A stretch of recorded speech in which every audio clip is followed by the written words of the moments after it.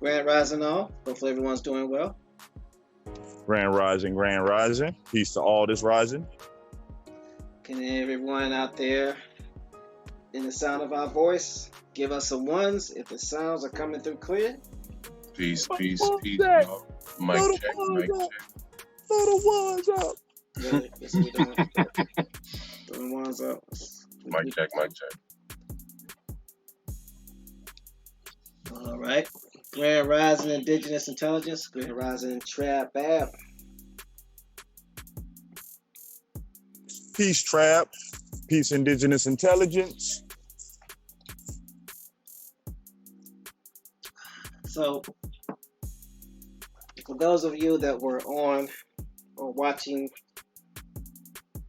yesterday's calling all bloodlines, we were talking about sovereign citizenship in the movement, Grand Rising Free, and we were, just giving you some of the other side of the story that some individuals may not have told you about, just as a, something to think about. And so we were having a conversation yesterday, we meaning Bones, myself, and No Sellout, along with some others, about what would it take to be considered on the B.I.E. or the B.I.E. list. And for those of you who don't know what the B.I.E. list is, it is the Black Identity Extremist Group. Say a what? It is a Black Identity Extremist Group, which is a list that the FBI has composed of certain groups that they consider to be domestic terrorists. So why is this important? Not foreign terrorists, domestic. Hold on. You said terrorist? I said terrorists. I didn't say terrorists. The documents reads terrorists. The document read terrorist? The document reads terrorists. Oh my goodness. All right. Grand Rising Nino. Peace, Nino. Grand Rising. So like I was saying yesterday, we talked about the sovereign citizen movement and how it is perceived, and that it was started by a radical racist group in the 1960s in response to the Civil Rights Act, and how a lot of our brothers and sisters have decided to move towards that in response to what happened in many cases to the housing crash in 2008. That's when it became more prevalent. So now we're discussing the B.I.E. list, and that B.I.E. stands for the Black Identity Extremist Group. I don't have to tell you what that means, because anytime we hear black, is how they categorically describe melanated people of the Americas, specifically the United States. So the reason why this came up is because I believe that many people are under the assumption that you have to be a terrorist, or you have to be threatening acts of violence, or you have to be, so anti-government that's got to be so radical that, that you would be put on this list. And if you're a peaceful person, like majority of us are, I don't know of anybody that has been a part of helping individuals understand that they're Aboriginal, Black Indian, autochthonous, American Indian. I've never known of them, anybody associated with helping people find those identities, to be what I would consider extremists, meaning planning to overtake the government, overthrow the government, harm the government, and things of that nature. But they're not going off of my definition. They're not going off of my assumption. They're going off of gathered intelligence. So what we're going to be doing today is giving you an example of what things or what groups are actually considered to be part of this list. And we're going to be dropping the link to this document in the chat. And like we said again, it's not to poke at anyone. It's not to make fun. During our discussion, we realized there's a lot of people in our communities that really don't know what gets you on these lists. And so instead of people guessing and not knowing, we just came up with the best way to inform everybody at one time. So that way you can know what actions that you're doing are causing you unnecessary drama or making it worse for the community. And again, remember, it's guilt by association. You may have honorable and great intentions, but if you are not aware of who is on this list, or what organizations could be on this list based off of their affiliations, you could be potentially not only harming yourself, but people that you care about. So, you got anything to add to that, Bones? Quick question, because I know you was telling me about it. A Facebook posting. Somebody got on the list because of a Facebook post. Yeah, Aboriginal male, sitting here posting how he hate white people and this and that and how they need to leave the country and should die and got them locked up. You're putting these things on social platforms, which a social platform is nothing more than a public forum.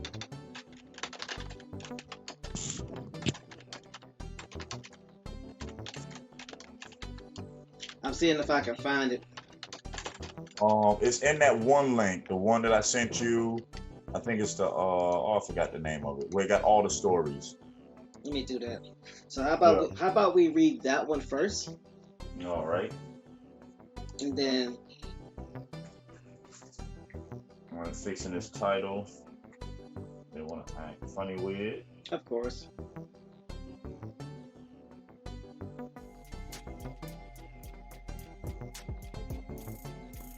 So again, this is not to tell people what they should and what they should not do, who to hang with or who not to hang with, because it's totally up to you. Okay, do what you gonna do. But we would not be doing our job in the community if we didn't let you know who the FBI got their eyes on. Literally.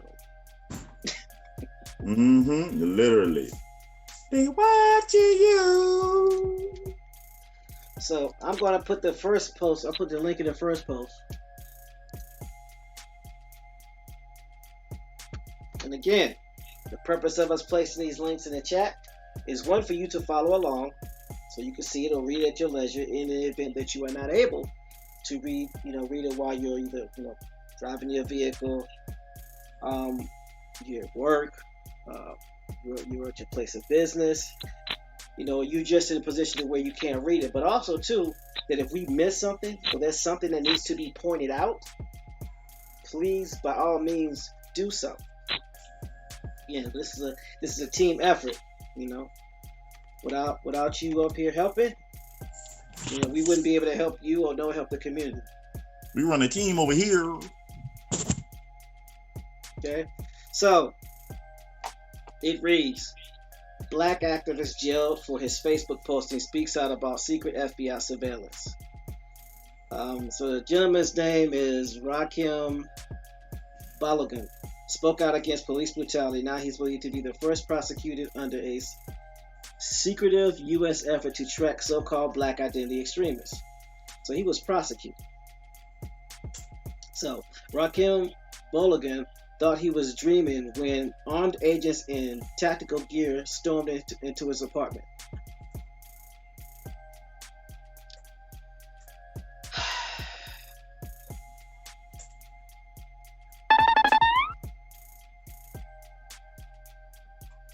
This starts off bad. Them people not playing. They not playing with you. They didn't knock on his door. No. They didn't send him a candygram. No. They stormed into his apartment. So if anybody that doesn't know anything about the FBI, or what we call the Alphabet Boys, they don't send you a warning. They just come in They will break your door off its hinges. Knock their hinges on the floor.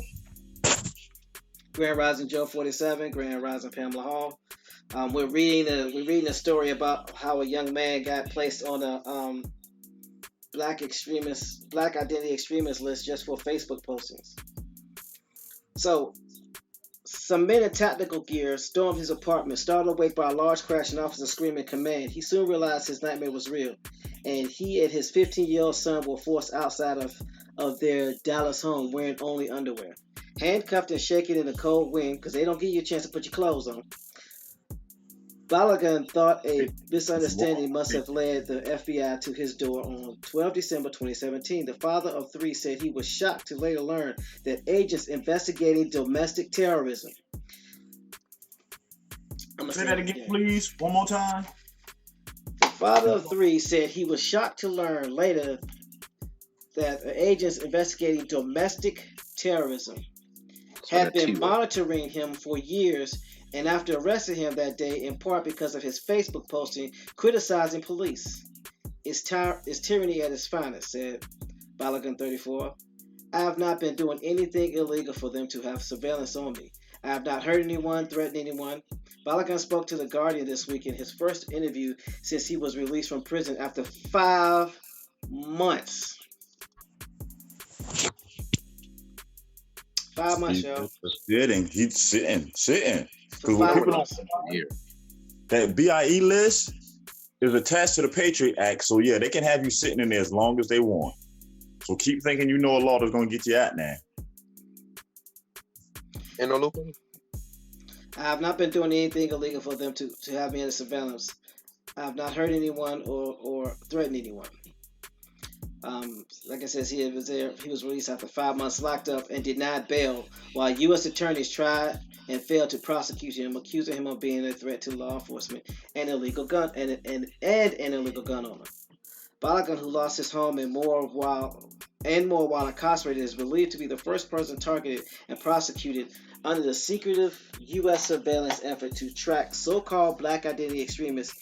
In a leaked August 2017 report from the FBI's Domestic Terrorism Analyst Unit, officials claim that there have been a resurgence in ideologically motivated violent criminal activities stemming from what they call African Americans' perceptions of police brutality. The counterterrorism assessment provided minimal data or evidence of threats against police, but discussed a few isolated incidents, notably the case of Micah Johnson, who killed 5 officers in Texas. The report sparked backlash from civil rights groups and some Democrats, who feared the government would use broad designation to prosecute activists and groups like Black Lives Matter. Balogun, who was working full-time for an IT company when he was arrested, has long been an activist, co-founder Guerrilla Mainframe and the Huey P. Newton Gun Club, 2 groups fighting police brutality and advocating for the rights of black gun owners. Some of the work included coordinating meals for the homeless. I'm going to repeat that. Some of the work included coordinated meals for the homeless, youth picnics, and self-defense classes, but that's not what interested the FBI. Investigators began monitoring Balogun, whose legal name is Christopher Daniels, after he participated in an Austin, Texas rally in March 2015 protesting against law enforcement. Special Agent Aaron Keesley testified in court. The FBI learned of the protest from a video on InfoWars, a far-right site run by commentator Alex Jones, known for spreading false news and conspiracy theories. The reference to InfoWars stunned Balogun. They're using a conspiracy theorist video as a reason to justify their tyranny. That is a big insult. Keegley made no mention of Balogun's specific actions at the rally, but noted the march's anti-police statements such as "oink oink bang bang" and "the only good pig is a pig that is dead." The agent also mentioned Balogun's Facebook postings calling a murderer suspect in the police officer's death a hero and expressing solidarity with the man who killed officers in Texas when he posted they deserve what they got. Now, I'm going to let you read the rest. Okay? Because we put it in the back chat.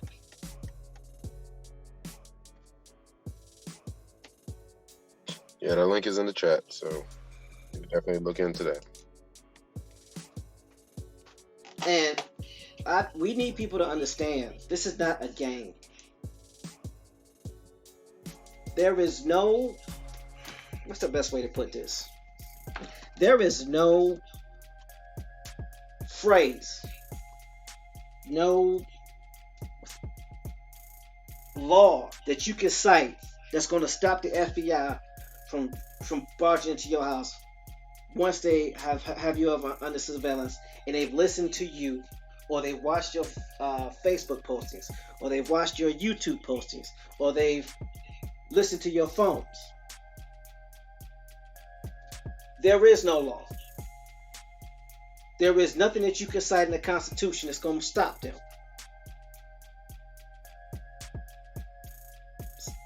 If there is, please show a video of it happening. Please somebody show me a video. Go ahead. You mean there's no UCC // secret handshake and I can walk out of there? Look, man. All I know is this.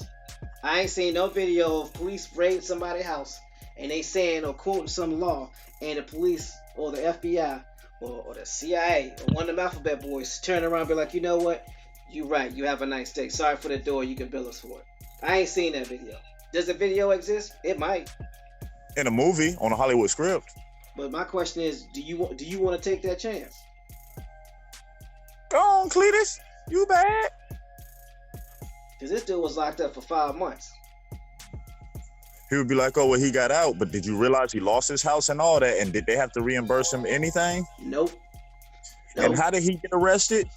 Because he was saying extremist things about the police department?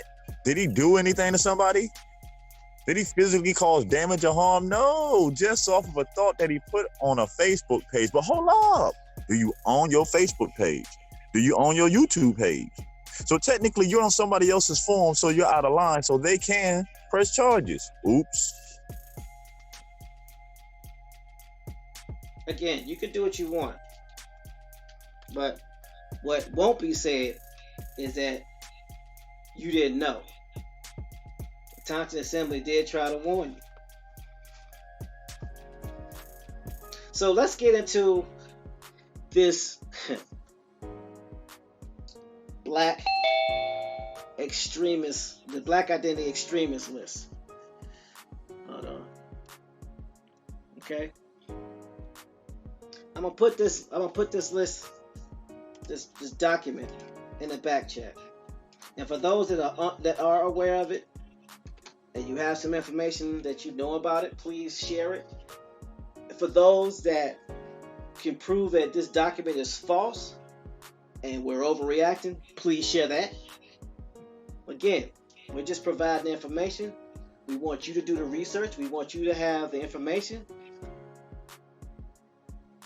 I mean, I can only go off of what I know, what I've read, what I've heard. If you know or read and heard something different, by all means, please share it.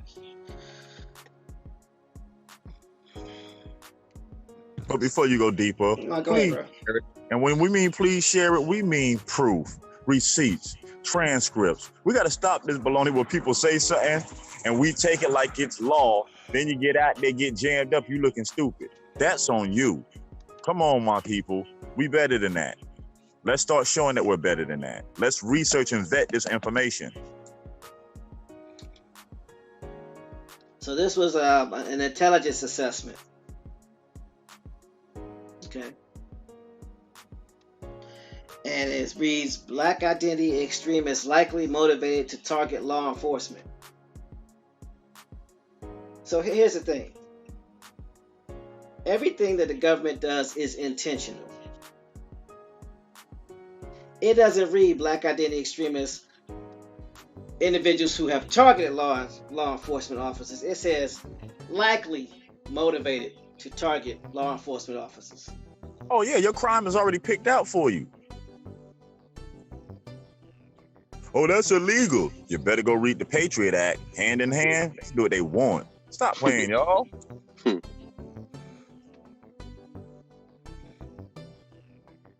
So it reads that law enforcement sensitivity information marked in this document as property of FBI may be distributed within the federal government and its contractors, U.S. intelligence, law enforcement, public safety, protection office officials, and individuals with a need to know. Distribution beyond these entities without FBI authorization is prohibited. It was already leaked, so we can do it. It's public information now. So let's look at the executive summary. Basically, it gives you what the whole purpose is. And it reads, the FBI assesses it is very likely black identity extremists' perceptions of police brutality against African Americans spurred in an increase in premeditated retaliatory lethal violence against law enforcement and will very likely serve as justification for such violence. The FBI... Pause for a second. Go ahead. There's a key word that you said that people gonna miss. Premeditated. That's all they need in there that's going to get you behind sent to Sing Sing. That means you had time to think about it, sit it out, and plan it.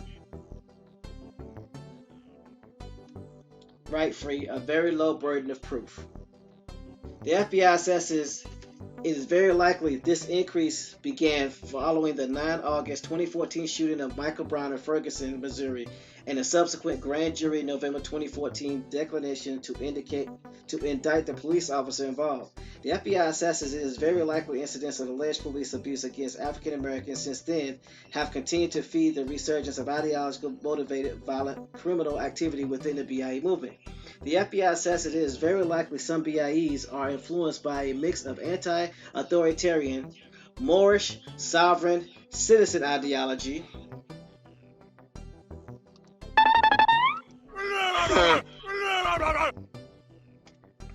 I'm going to read that again. One more time. I don't think they heard it clearly. Turn the volume up for this one, y'all. I lost my spot. Okay, so Michael Brown of Ferguson, Missouri, and subsequent grand jury November 2014 declaration to indict the police officers involved. The FBI assesses it is very likely incident of alleged police abuse against African Americans since they've continued to feed the resurgence in ideology-motivated violent criminal activity within the BIE movement. The FBI assesses it is very likely some BIEs are influenced by a mix of anti-authoritarian, more sovereign citizen ideology, and BIE ideology. The FBI has high confidence in its assessment based on the history and violent incidents attributed to the individuals who acted on behalf of their ideological beliefs documented in FBI investigations and other law enforcement and open source reporting. The FBI makes this judgment with the key assumption the recent incidents are ideologically motivated. Peace, Mr. TJ. Grand Rising. You don't say that you're a more sovereign citizen. You don't claim that, but you teaching out of their book. So what are you? Teaching people to turn in their birth certificates, social security cards, and all this. When these people already sitting here with the agencies already open, noticing people doing this. What list do you think you're ending up on when you're doing this? The I don't want my stuff list. No, it ain't that. You wish on that Club Fed. They want that Club Fed vacation for a lifetime. People gonna get it first. Thanks. I say again, stop playing. Okay, so it gives this disclaimer of what it defines as sovereign citizen extremists as individuals who openly reject the U.S. citizenship status, believe that most forms of established governmental authority and institutions are illegitimate and seek wholly or in part through unlawful acts or force of violence to further their claim to be immune from government authority.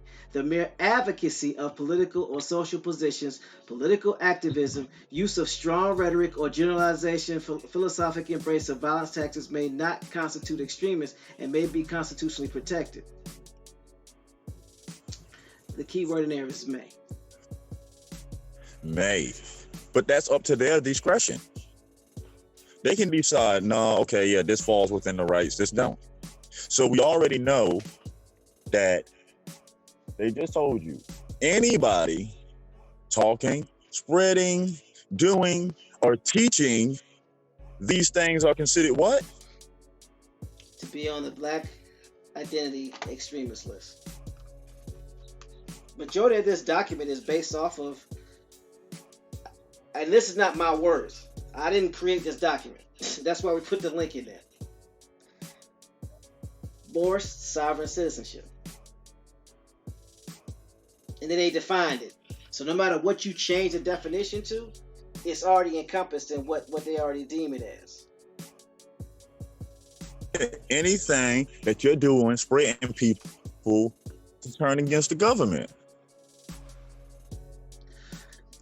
Scope note. This intelligence assessment focuses on individuals with B.I.E. ideological motivations who have committed targeted, premeditated attacks against law enforcement officers since 2014. This assessment does not address B.I.E.s who have attacked law enforcement officers during the course of officers' routine duties, such as responding to calls and traffic stops, in which violent actions were reactionary in nature. This assessment addressed the following key intelligence questions. To what extent are B.I.E.s targeting interests retaliatory? The programmatic relationship influences the B.I.E. movement. This assessment is the first FBI analytic intelligence product to assess influences between the sovereign citizen extremist movement and the Black Identity Extremist movement. The FBI has previously reported on B.I.E. retaliatory violence against the law enforcement in two products, both of which had findings consistent with the assessment. The 23 March 2016 FBI Intelligence Bulletin titled U//FOUO. Black separatist extremists call for retaliation in response to police-involved incidents. Could incite acts of violence against law enforcement. Assess incidents involving allegations of law enforcement abuse and related legal proceedings will likely send a BSE calls for violent retaliation and incite these domestic extremists to commit violent acts against law enforcement. The 14 November 2014 FBI Intelligence Bulletin titled UFOUO, Potential Criminal Reactions to Missouri Grand Jury Announcement, assessed the announcement of the grand jury decision in the shooting death of Michael Brown in Ferguson will likely be exploited by some individuals to justify threats and attacks against law enforcement and critical infrastructure.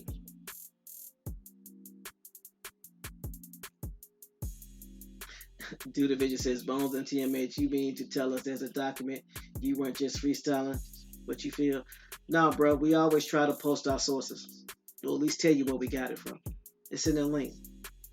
It's in the chat. Yeah. We'll do our best to make sure you always get the information to read it for yourself, because these documents and these laws are very important to have. Instead of speculating and guessing, no. Have the actual law so now you know. People keep talking about they know law, but the last argument, but isn't law forever changing? Isn't law based on the case precedent before it? So how could you ever master it when it's always changing and growing? Take lawyers eight years to go to school to get law down pat. We're supposed to believe people learning it from a YouTube channel? Let them represent you. I'm straight. So on page, what page is this? On page 4, it goes in and reads, it says suspects, grievances very likely to lead to violent targeting of law enforcement. Again, it says very likely to lead to. It says FBI judging it is very likely BIE perceptions of police brutality against African Americans have become organizing drivers for the BIE movement since 2014, resulting in a spike in BIEs intentionally targeting law enforcement with violence. In all 6 targeted attacks since 2014, the FBI assesses it is very likely the BIE suspects acted in retaliation for perceived past police brutality incidents, even though 5 of these attacks occurred following controversial police shootings of African Americans by white police officers. BIE targeting of officers was not in every incident based on their specific race. So it talks about Michael Johnson, talks about the standoff. It talks about Zale H. Thompson attacked 4 white New York police officers in Queens with a hatchet. 1 officer received injuries to his arm, and 2nd officer received injury to the side of his head. The 2 remained NYPD officers at the scene, shot and killed Thompson, according to open source reporting.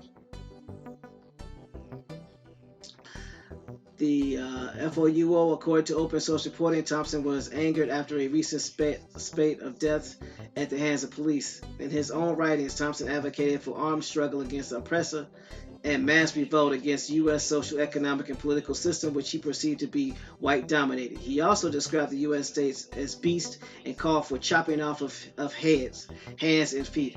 Observed tattoos on Thompson's body that indicated he was affiliated with black separatist extremist group, and pocket litter indicated he may have been associated with another black separatist group, according to law enforcement reporting. Now, granted, they didn't know nothing about his tattoos until after they shot and killed him. Okay. UFO convergence of B.I.E. and Morris sovereign citizen ideology very likely to lead to violence against law enforcement officers. The FBI assessed it is very likely, and a few other BIEs who have targeted law enforcement since 2014 were influenced by more than one ideological perspective. The FBI judged it as very likely in 4 of the 6 B.I.E. attacks against law enforcement since 2014, the perpetrators were motivated by a mix of B.I.E. ideology and Morris sovereign citizen extremists.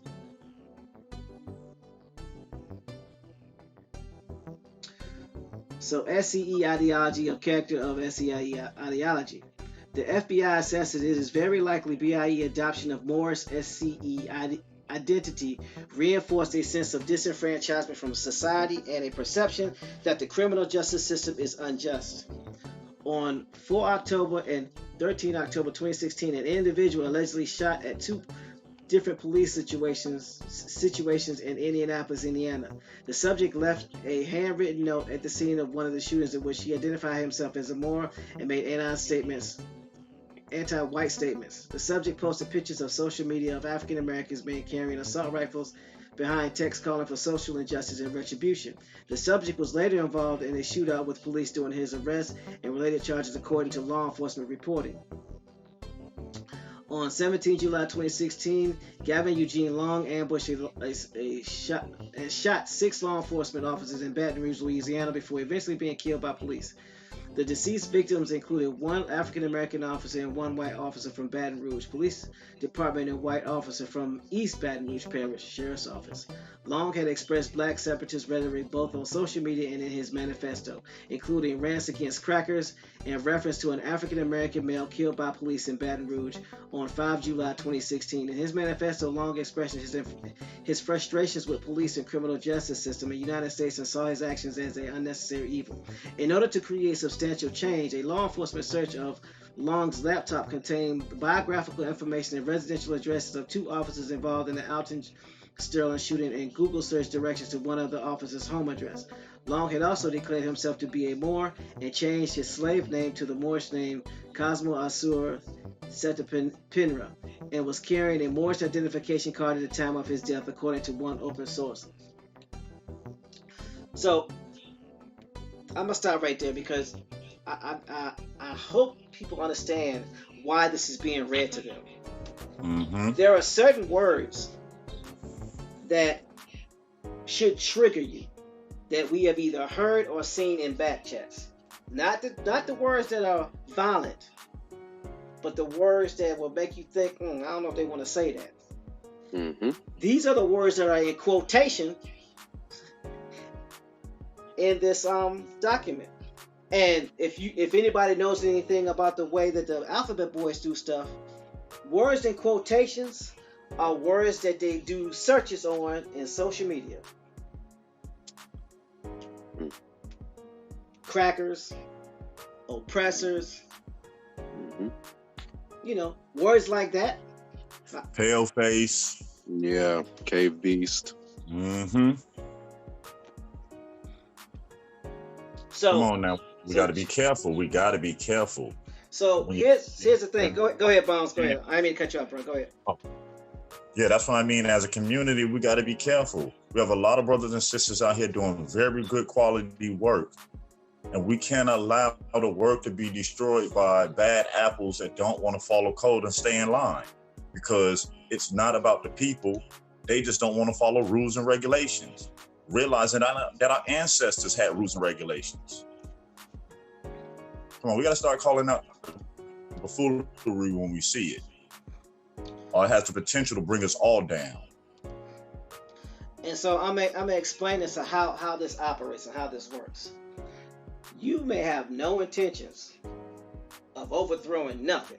You just want to find out your heritage and get yourself right. Get your land that's owed to you through your genealogy or what have you. Whatever legal measurement or legal measure.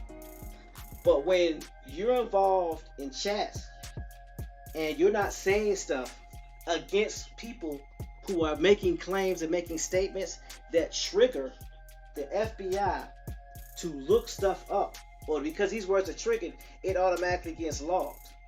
And if you're in these chats and you're sitting there reading it, and you'll continue to visit these YouTube pages, and you're not questioning it, and you're just participating, and then you continue to go back again and again and again, what do you think is going to happen to you? What happens when people start putting, what happens when the FBI or the alphabet boys start putting 2 and 2 together? What you think they're going to come up with? You. Daylight coming, you can't go home.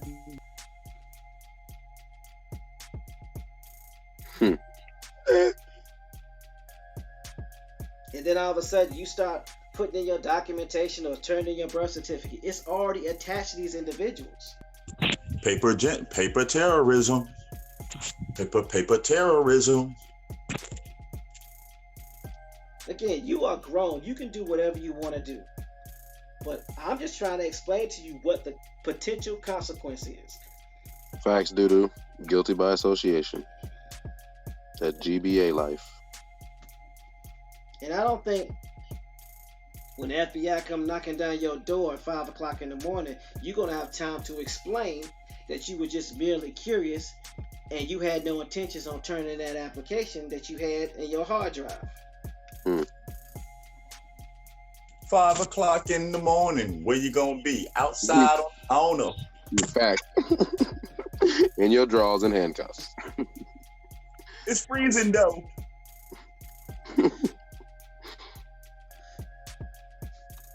Can I get a trauma blanket? Nope.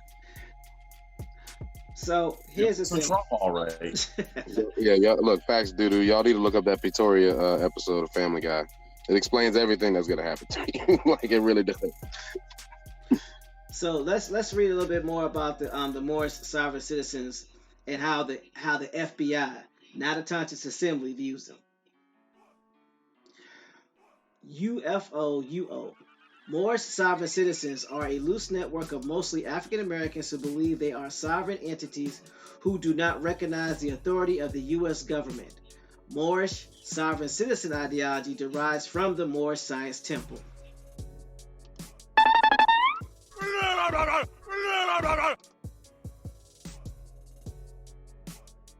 Moorish sovereign citizen ideology derives from the Moorish Science Temple of America, a non-violent religious and cultural movement founded in 1913 by Noble Jurali, who taught his followers they were not Negroes but Moors, people of North Africa, Berber, and Arab descent.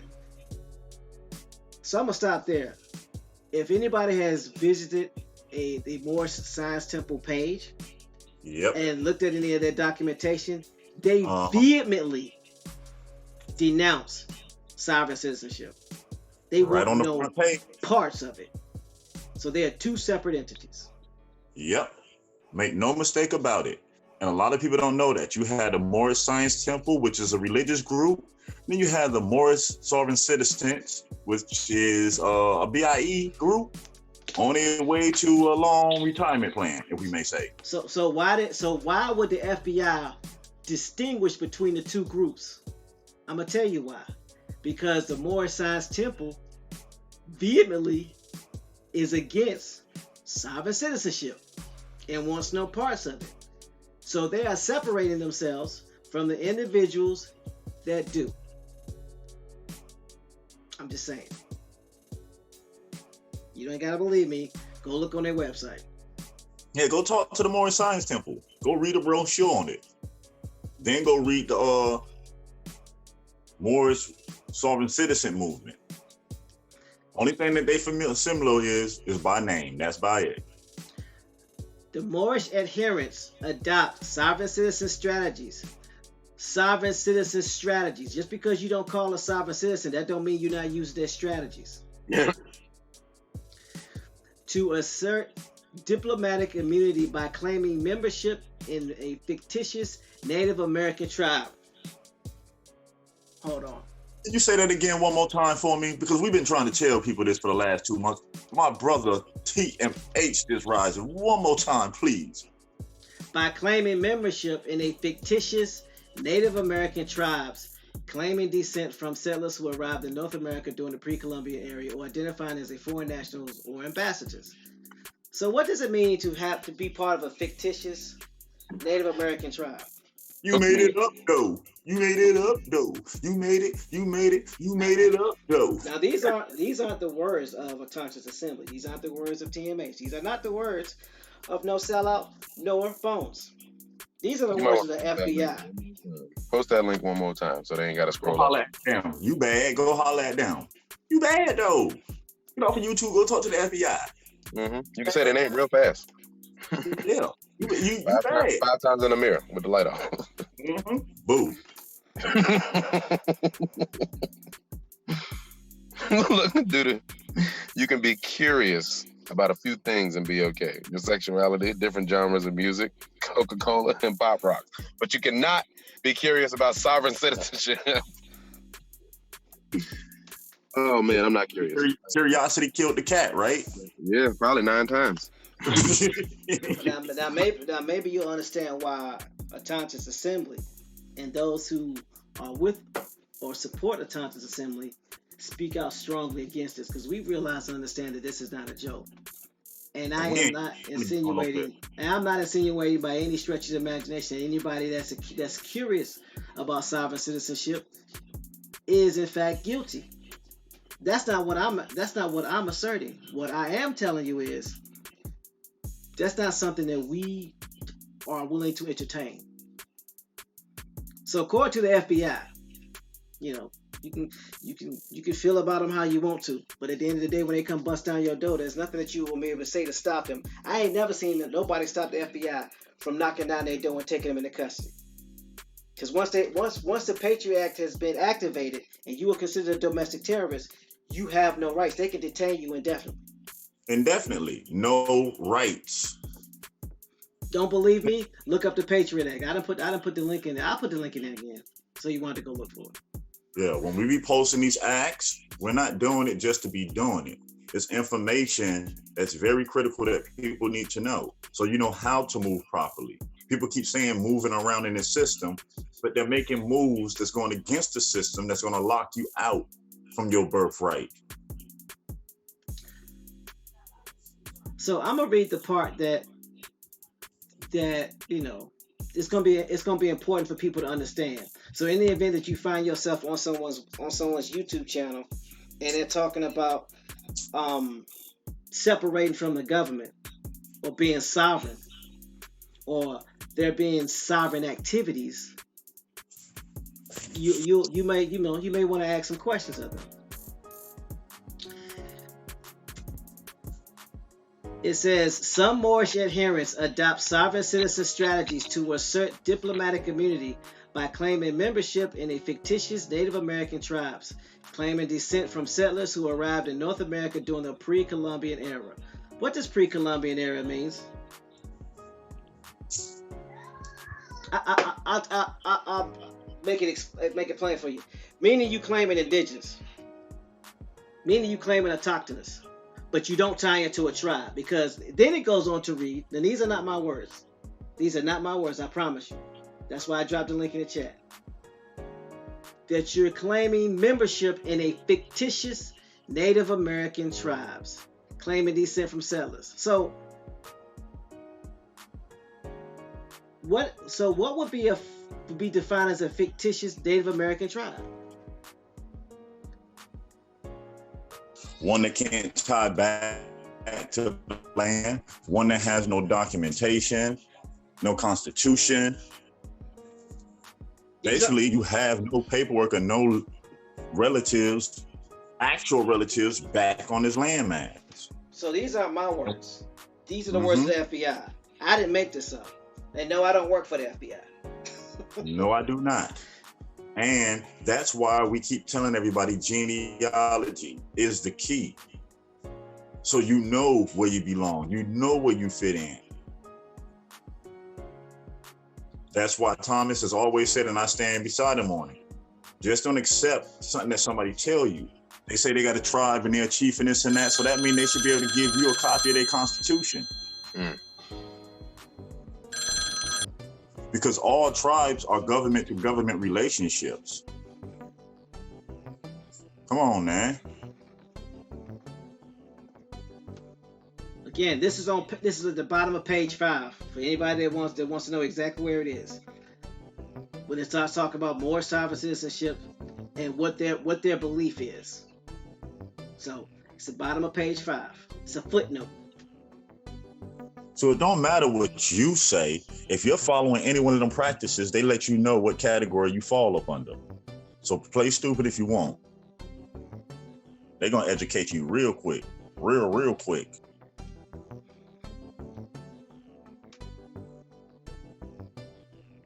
And for the record, A-drip and undrip is not legal in the United States. You talking about that drip? Wait a minute. People can't even tell you how do you access it, to use it. First of all, you have to be tied to it. You have to be part of a tribe that's tied back to the land.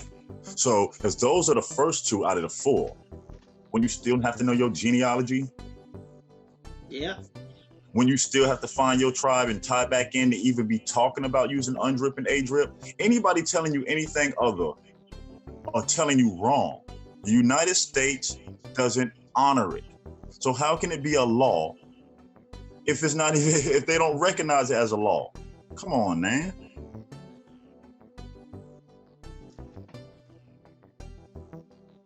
Again, the act, you don't have to commit an act of terrorism to be on the B.I.E. list.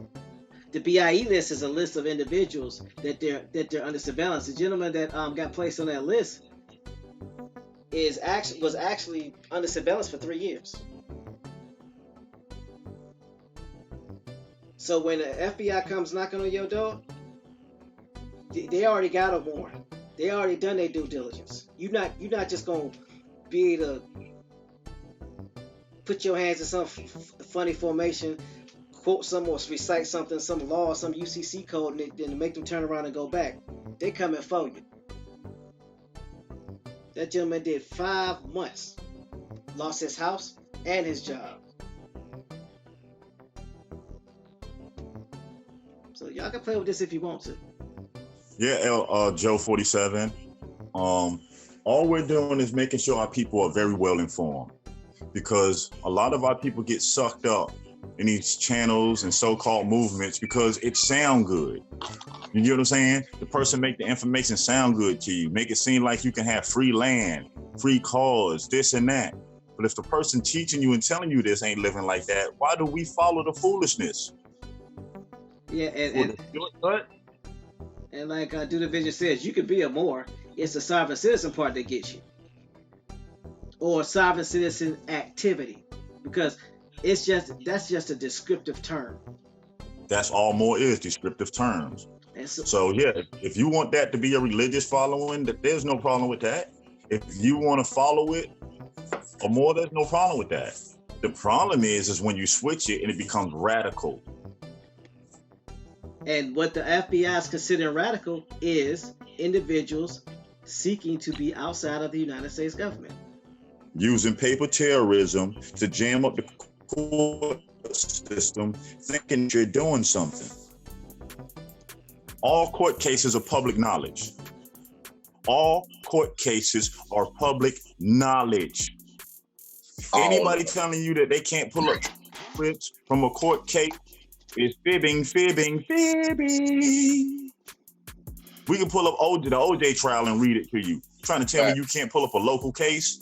I found a Supreme Court case from 1865 for one of my relatives from Michigan, and I read the transcripts. You can read the transcripts of the Waco bombing, all these shooting terrorist activities, Boston, Massachusetts, and all that. You can read all these court cases, but you can't read a local case. That's secret. Really? Tell that to that court reporter in there that's typing everything down for them transcripts. I guess she ain't there. So you mean tell me when somebody says that the court case is a secret, and there are no transcripts for it because they got to protect people and things of that nature. So you mean that's not the truth? No, they pulled that out that magic hat, all about the Lucky Charms. Why you always lying? Yeah, that's foolishness. All court cases are public knowledge. If you know the case, you can go to Google and type up a case. Do it all the time.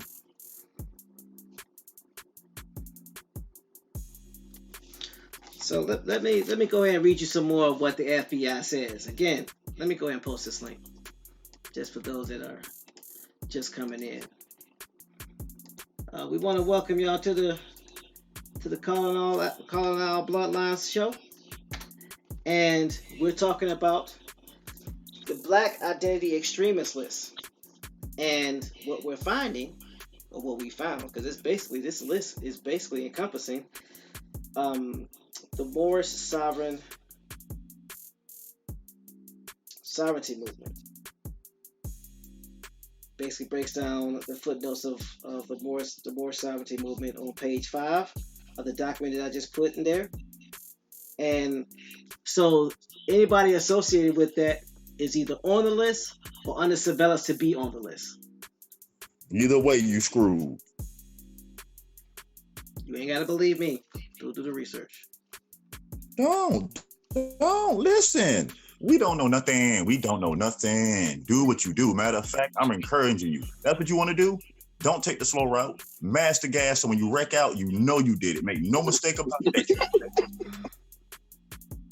So I'm gonna read this because and the reason why this is important, because again, it's not about everything that's in this document. It's about the key words, things that we have heard people say before, or terminologies that have been used. Because when those terminologies are stroked on your keyboard, they are picked up by government entities and you are under surveillance. So government databases that automatically record your keystrokes and log in your IP address. Come on, man. Check the Privacy Act under the Patriot Act. I'll post that link in there too. So somebody remind me, now do it. Oh, I'll break it down to them. Because I made sure I memorized the Patriot Act. It's a whole lot of information, but you are required as a U.S. citizen to record your neighbors at any given time. Guess what? Don't we walk around with cell phones recording all this information at any given time?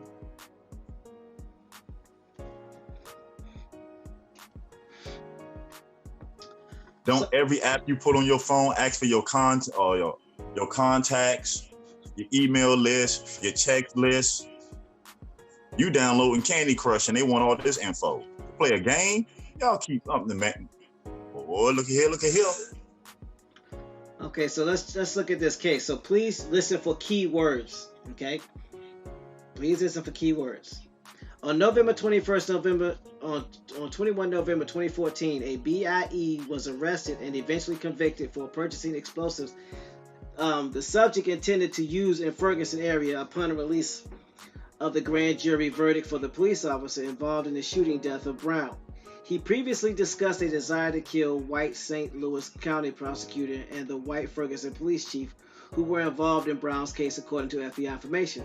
Additionally, the subject had ties to a B.I.E. group, 26, which is the group we talked about above, that had discussed ambushing police. Furthermore, the subject had ties to the sovereign citizen movement, filed paperwork declaring himself an Aboriginal Indigenous Free Sovereign Moor, and possessed a Moorish identification card according to the open source reporting. That whole thing is parentheses. Aboriginal/Indigenous Free Sovereign Moor. So if someone types in that they're Aboriginal and they're looking to be sovereign, or they're Indigenous and they're looking to be sovereign, or they're Aboriginal and they're looking to be free, or Indigenous and free, you don't have to put the Moor in. Y'all do know how that works, right? Okay. Keywords. That's what you got to pay attention to.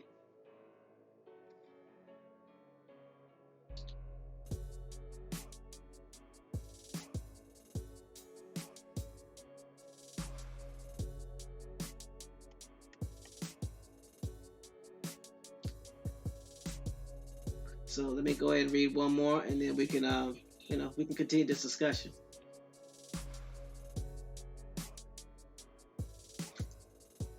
Breaks down the perspective.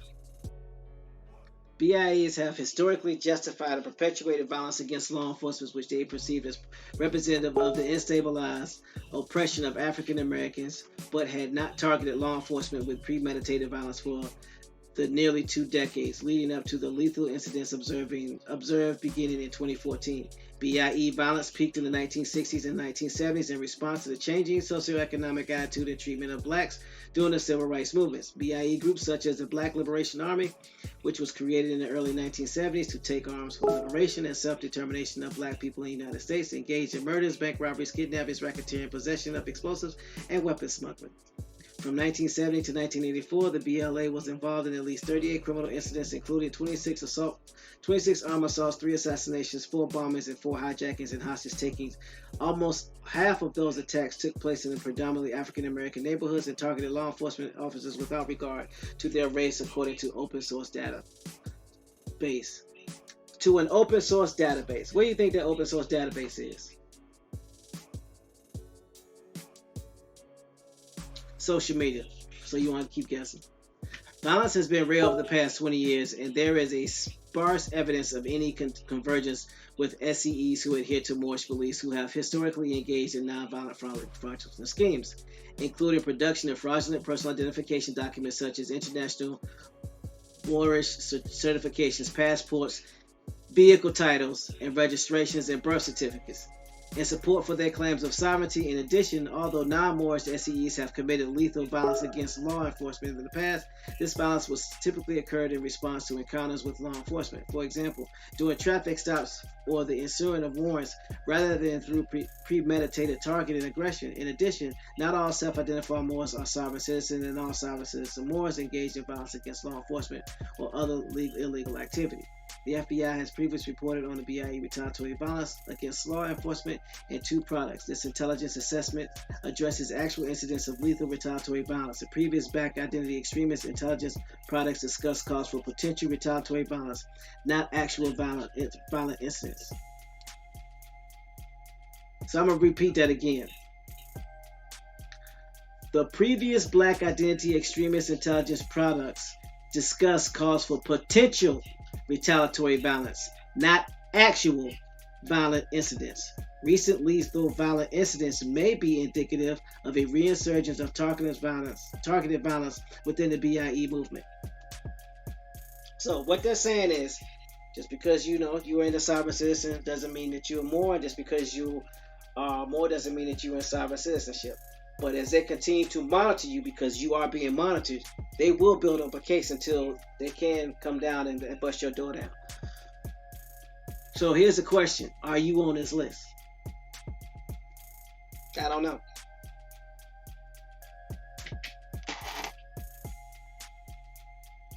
What do you think? I ain't on that list. I know that much. Find your tribe, people.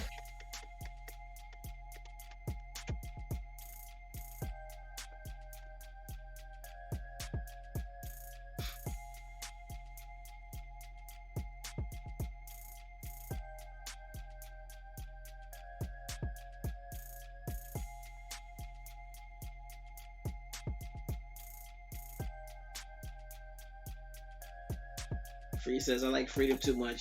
I ain't got time for following no silver to be fooling with silver bracelets over a live stream or back check combo. No, I don't. And double no. So according to the FBI,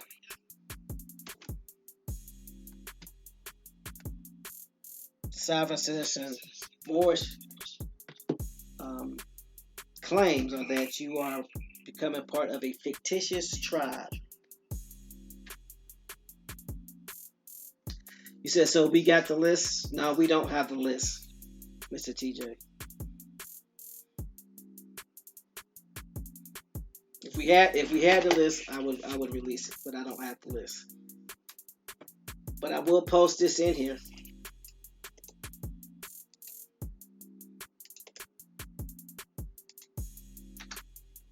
If anybody knows anything about We're, ICE, go ahead. we're reading what qualifies you for this list. So yeah, it's almost like you ain't even got to check it. Do you qualify? Did you do any of this stuff? Are you doing any of this stuff? Are you following any of these people? That qualification easy to get. That's an easy qualification to get. I see. Are you doing any searches on sovereign citizenship? Are you doing any searches on turning in your birth certificate? Are you doing any searches on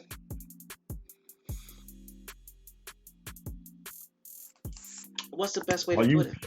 On live the videos or chats or conversations or back channel rooms where people are talking this. Anywhere public. It's yourself. All you have to do is be associated with it. Right, because the moment that they see, the moment that they go to the moment that back chat that log that's pulled up is archived, they already see whose login information is there. They already got your email. They already know who you are. And that's the thing. So the moment that you are involved with somebody that could potentially be on that list, you're on that list. Yep. Dudu says, when in doubt, go through the checklist. Hold on, what's their stance on the government? It's not saying that you have to like the government or accept what's going on. No, that's not what we're saying. We're trying to tell you be careful because it's easy to get on this list, hard to get off. Real easy, actually. You can think you're not doing that. A GBA is going to get you on the list. Then you got to think, with this information being public knowledge and people still spreading this baloney, what is their real intentions? What is their real agenda? When there's no history documented anywhere of anyone ever using this to change or to access freedom.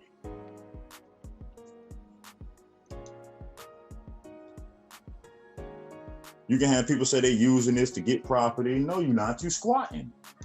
Keep it 100. You're squatting. And how did a lot of people get away with this? Because there's a lot of foreclosed properties in certain areas, and the banks don't have people that's coming out every day checking these properties. And here's the thing that people don't understand about our government, because I find it interesting. Because people think that if you've been getting away with something for a specific period of time, then you're right. The IRS will wait 10 years before they come lock you up, because they're building a case. And when they come for you, best believe they got enough info. Exactly. And like Dudu Vision said, if you notice those talking sovereign citizenship, nobody in this community can vouch for them. And that's a fact. That's the problem. How can we watch people do wrong, do things that's going to hurt everybody in the community? The innocent bystanders in this community are going to get damaged, and we sit here and we vouch for them. We sit here and we allow them to say reckless statements. They do all this without proof also. That's what's great. No, like zero receipts. Get mad when people ask for proof. When people ask, okay, you saying that you're the teacher, you saying that you got this master. So at the end of the day, shouldn't you be able to show something? Show a student anything. A college can show me the success rate of people who took the courses, transcripts of where people went after they left the class, what they came in with, what they gained after it. So we can ask everybody else the questions, but you can't ask the person that's trying to sell you the goods a question. And correct me if I'm wrong. If you are sovereign, that means you are outside. You can't show it because they can't touch you, according to you. I'm just saying. Mm-hmm. I could be wrong because I don't claim to know sovereign citizen law or sovereign law or claim to be sovereign. So I'm just going off of what I hear. I could be 100% wrong. Because if you works. It works. You can be free. You can get everything you need to do. How you do it? Oh, I can't tell you that. What? Or go figure it out for yourself. Go see what works for you. What the thought this was somebody teaching. This a do-it-yourself class? Start asking people where their information came from. When people give you information and they can't give you the source where it comes from so you can read it yourself, that's a problem. Why must I take your interpretation of something? I can't read it myself and see how it applies to my lifestyle and my direction? That sounds like a dictatorship.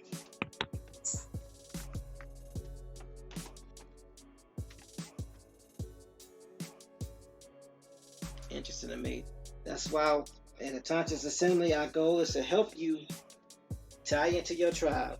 If you believe or heard that you are Indian, if that's your wish. If that's not your wish, we can still help you with your genealogy and help you find out who your tribe is. Doesn't necessarily have to be an Indian tribe. It can be any type of tribe.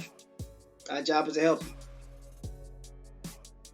And then once you find your tribe, we'll help you help your tribe if that's what you want. Not a fictitious tribe according to the FBI. A tribe that already has a constitution and that has already had government-to-government relationships with the United States or the 13 colonies before they came to the United States in 1776 or after the British signed the treaty. That we was talking about, that a lot of people make a mistake with the stance that they take. We constantly hear people taking this approach, we the first Americans, we the first Americans, we the first Americans. When did America come into existence, may I ask? Well, America wasn't America until what? After the Declaration of Independence was signed. And after the war was won. So before that, it wasn't called America because our ancestors didn't call it America. So if you calling yourself the first American, you saying you part of them colonizers from 1776. Are you part of the Indians that partnered with the colonizers to create America? Make no mistake about it. No foreign entity came over here to create the Corporation of America. It was a partnership between foreigners and our American Indian ancestors. Stop perpetrating the foolishness. This is documented evidence, facts, leisurely reading. Yep. Or just go out and actually meet tribes. Oh, that's a thought. Hold on, they're tribes? With documented proof. Don't go out here saying you talking to chiefs and it went down like this, but you don't have nothing to prove. So you mean their phone didn't work? It went dead. Nobody else had a phone. No one could record it. Nobody on the tribe had a phone. No tribe came out and talked about it. No tribal members are talking about it, but it supposedly went down. So, hey, y'all, to the moon last night, y'all, and got some cheese. So wait a minute. Hold on. Stop. I believe you. Pause, wait, freeze. So, I know what it is. You're not allowed to record on tribal lands or Indian lands. Is that it? How was that? In a copy Indio went to go meet the Tuscarora, and we got footage and video of that. Oh, so that's not it. Okay. That's not it. No, I can't. That's not it. Somebody's fibbing. I don't know. I can't. I'm all out of ideas. So So if anybody has ever heard of somebody going on in Indian land and schooling them, and that chief was like, "You right," and they got it on tape or recorded or audio, please show it. Tudor Vision says, "You mean you're allowed to read?"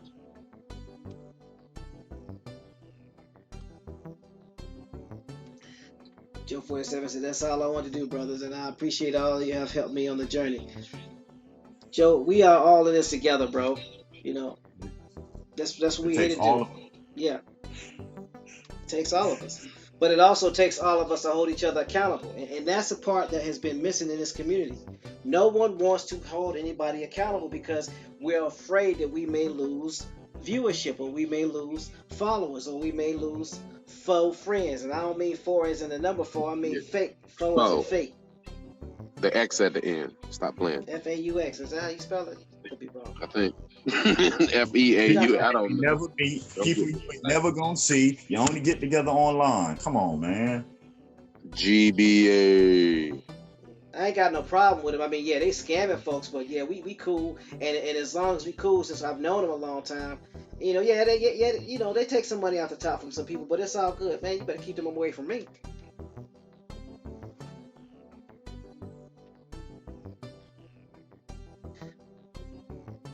Yeah, they say things wrong, and I don't correct them. Our community suffer because we don't hold people in our communities accountable. We allow the madness to play out, then get mad when it get out of hand. Or maybe if we stop being so cowardly and speak out time we see it, it never gets a chance to manifest into the baloney.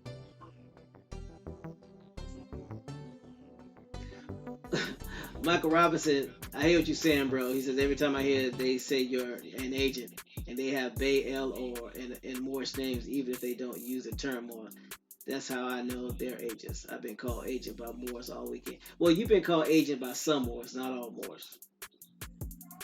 Because it's like we keep saying, it's two different sets. You have a religious set, then you have a sovereign set.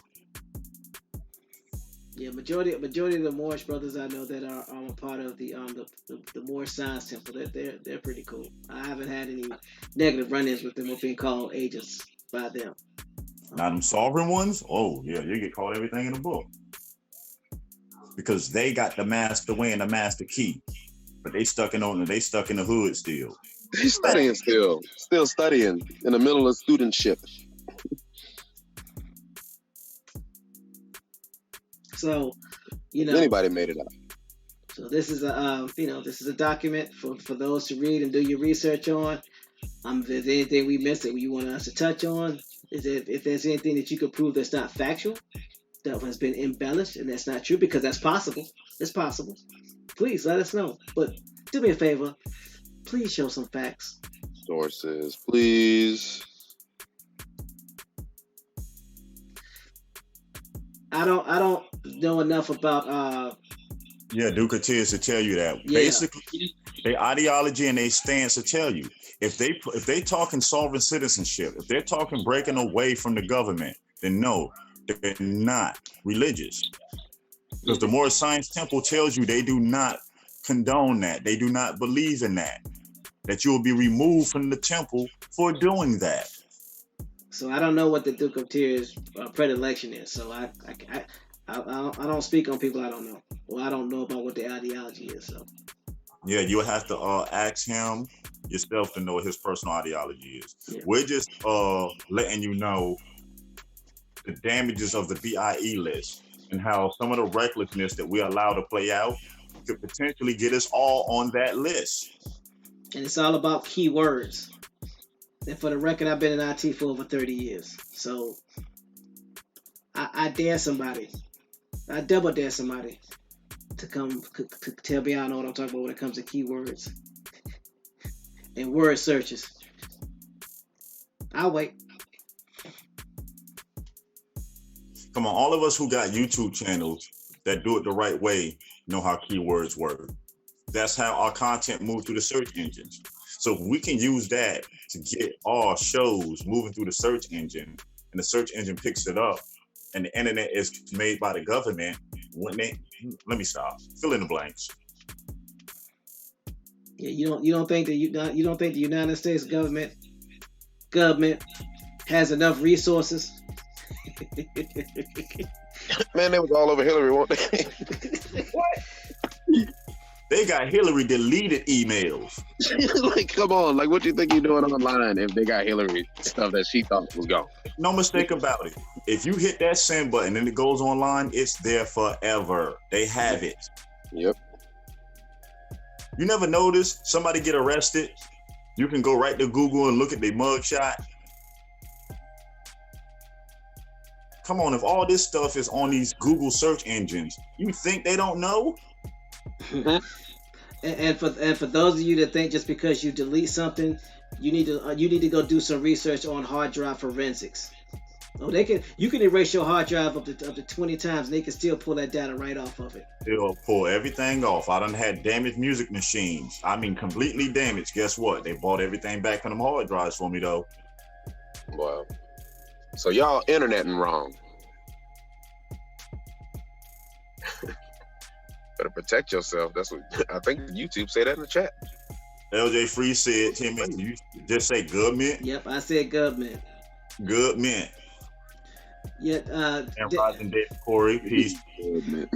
Yeah, David. We were basically talking about the B.I.E. list and how, you know, certain search terms or certain individuals that are part of the Moorish sovereign movement are on that B.I.E. list, and it basically talks about what their ideology is, and the ideology is basically, you know, getting that A drip, undrip, and then claiming that they're sovereign and they were indigenous and aboriginal, and stepping away from the government. And there are individuals that are part of that movement who have committed crimes and atrocities. So because of that, the FBI has put together this list of potential people who are on this list based off of key terms. You can change your screen name 1,000,000 times. They know it's you. Everything is recorded. Patriot Act. Don't believe me? Check it. Read the Patriot Act. Then the government went out of their way to put digital television in every household in America. Mm-hmm. They gave away digital receivers, gave them away for free. Mm-hmm. Then the government turned right back around after the Patriot Act and all this stuff, gave everybody cell phones who couldn't get one. Mm-hmm. Oh, okay. Then the government turned around and gave people internet in low-income areas that couldn't afford it. Mm-hmm. I wonder why. You think that's for your benefit? How else can you track everybody unless you make sure everybody is logged into some type of digital device? Come on, man. This ain't rocket science. It is not rocket science, but it seems like some people might just be being naive. I think that's what it is. Some naivete. Grand Rising smoking Big Six. Yeah, so we just took this Rising show to break down what can get you on these B.I.E. lists. What's the consequences, the damages, the long-term effects?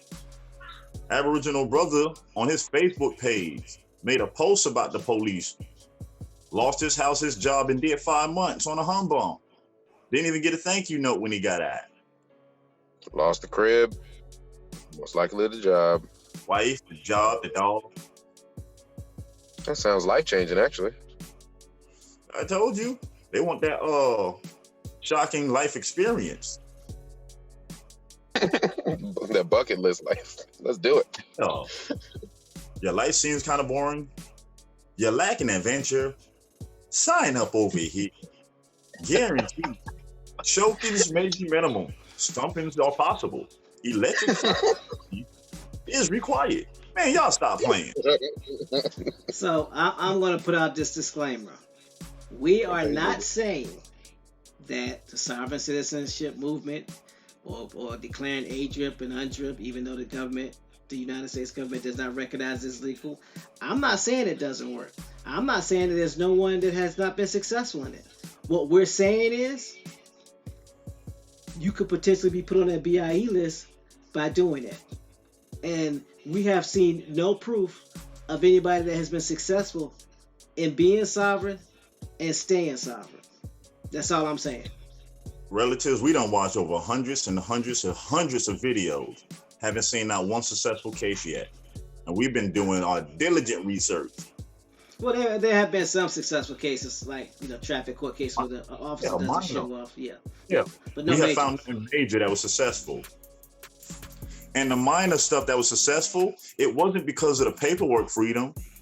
The court didn't feel like it was worth doing all that processing for a misdemeanor. Like the fishing license situation. All these people coming in here, coming into a store with 15 pages of documents not to pay $2 worth of taxes. Really? Get out my court.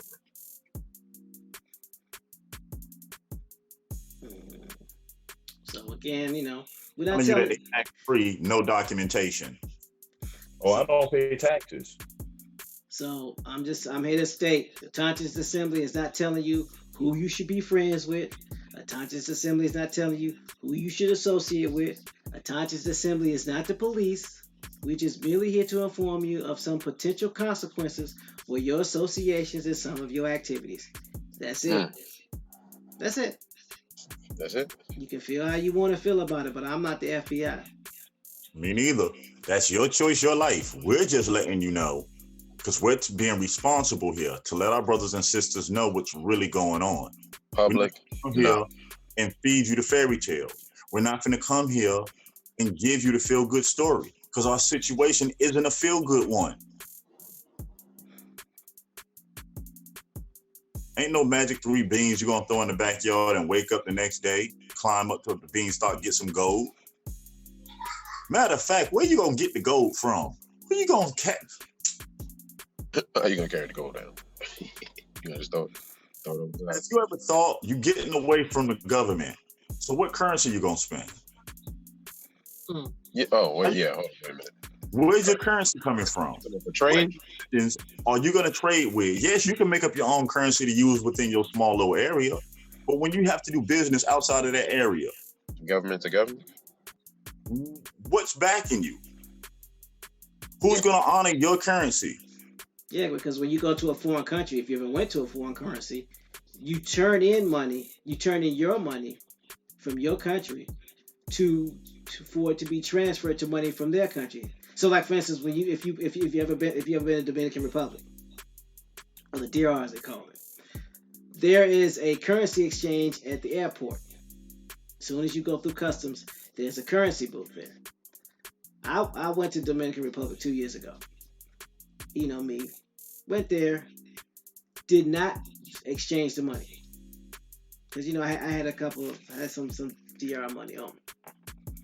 Get to the villa or the resort, run out of Dominican Republic money, and then I had to catch a cab to the bank in the DR where no one spoke English. No, that's not true. Where very few people spoke English, and there were armed guards outside the bank. Click clack. So word to the wise, and y'all, majority of y'all probably a lot smarter than me when it comes to travel. But when you do currency exchange, do your currency exchange at the airport. That way you won't have to go through what I went through. But whenever you're dealing, you have your own currency. You outside the United States, you have to have your own money. So if you're separated from the United States and you have to have currency, what are you going to transfer to dollars to spend with? Because everybody around you is using money.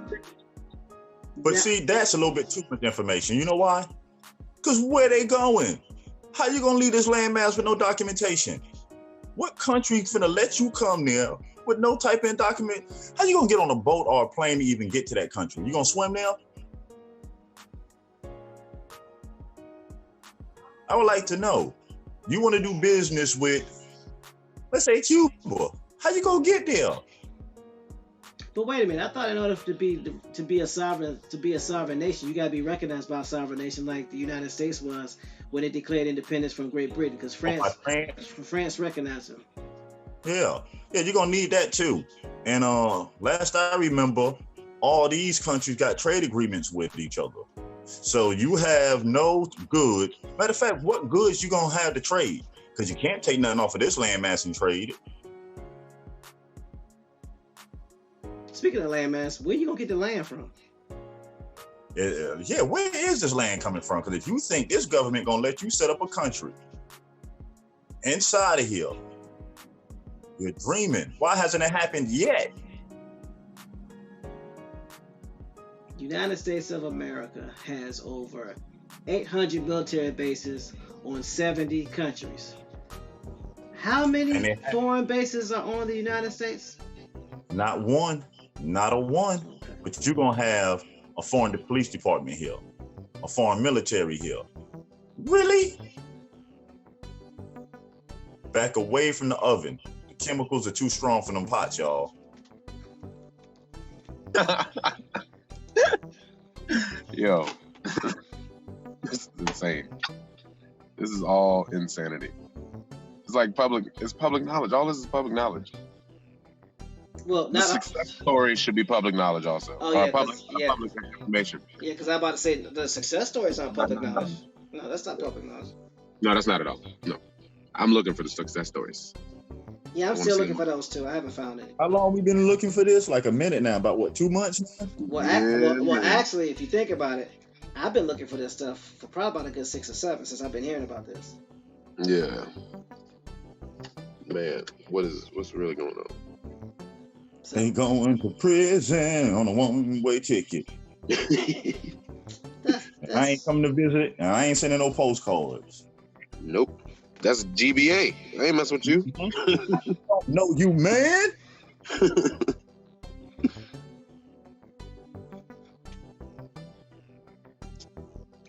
So, okay, I got a question. Okay, shoot. You loaded. So I know where we are right now as far as this channel goes. And I know who we are as far as the people that are here. Is any of this stuff that you're talking right now anything that our ancestors were doing? Is this Indian stuff? No, it's not.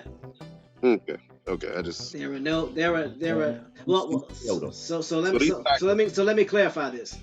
okay. None of the recognized or identified American Indians or Native Americans are doing this because they are 501c. Hold on, say that again. What about those who like to quote that the American Indian tribes are property of the U.S. government? What do you mean property of the U.S. government? They have an embassy. So what are you talking about? Wait, you know. Wait, just that. Wait. Oh, there's stories passing around that you're tied into a tribe, that you're under the control of the U.S. government. Well, okay, so there's one way to prove that. Go to that tribe, commit a crime, and see where you get tried at. Because if they're property of the U.S. government, then they will be tried in a federal court or a state court. You go to a tribe that's recognized or identified, and they have a court system. If they have a court system, then you will be tried by them, not the United States government. Again, you don't gotta believe me. Go talk to any tribal leader. Oh no, I make it easy for them. Take a trip to South Florida, go to Seminole Hard Rock Casino, commit a crime. They jail right there, right on Indian property. Play with it. Oh, and bring your camera so we can see footage. Yeah. All this checking chiefs and no proofs. Oops, did I?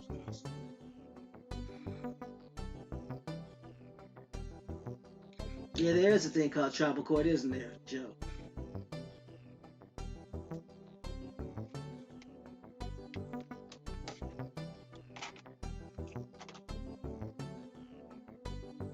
I mean, all this stuff is easy. If anything that we're saying is not factual, it's easy to disprove. Simple. You only have to be right once to be right. So just find a tribe that's recognized or that's tied into the land, and either have a conversation with them about their court system, or better yet, go look on their bylaws. Mm-hmm. It's in there. It's really easy. It's not that hard. David Corey, the last person told us that they were starting a police force and all that, and we could be a part of. They're still waiting for the answer from that conversation. How long ago was that now? No comment. Yeah. Me not know nothing. I hope they're listening and learning right now. Wherever they might be. My job is to make sure that people get the information. My job is to make sure that, we stay on code. If you're doing something you ain't got no business, or you're doing something that's suspect, I mean, that's on you. I'm not gonna be part of it, but you grown. Keep suspect activities away from me, though. You might like silver bracelets. I don't. Monotone jumpsuits. I'm straight. I don't look good in orange and green. Ew. Did you say orange and green? Yeah, around here, you either all green or all orange. Now, we're laughing and joking, but this is a serious matter. This is nothing to play with. We sincerely hope no one gets their house raided, or they don't end up, being on the B.I.E. list. Right. That is not why we're doing this. Because if you think about it, if we didn't really care, we wouldn't post it. I'm just saying. Yeah, we can still be talking about some American Indian wars and how to access certain resources and stuff, but we take the time out to inform the community. Like we told y'all, we're not finna sit here with this platform and allow people to tell our story for us, or to let someone who looks like us damage all the good work that we are doing, the ones who came before and the ones that will come after will do. The days are not taking accountability for what you do or don't do are over with, especially here at A2. That this was built for the community, to represent the community, to show and display the best of us all. And we're not saying that we're the only ones, because there's many others out there that do the same. Yeah, most definitely. So we're making sure anyone that's doing the work, anyone that's doing their best to put the information out and keeping it as factual as you can keep it, allowing people to vet resources in real time for themselves, allowing people to ask for proof for what we say. Because what we say can make or break a whole nation.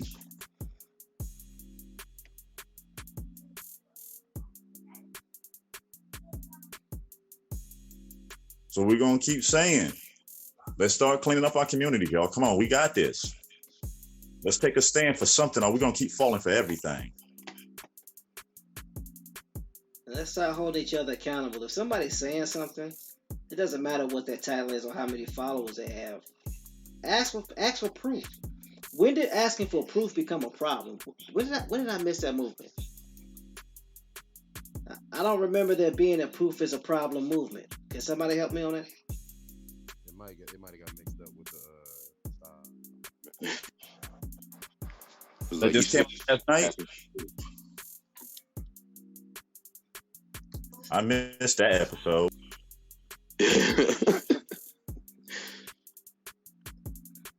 People get real offended when you ask for proof. I mean, do you want to make the sale or not?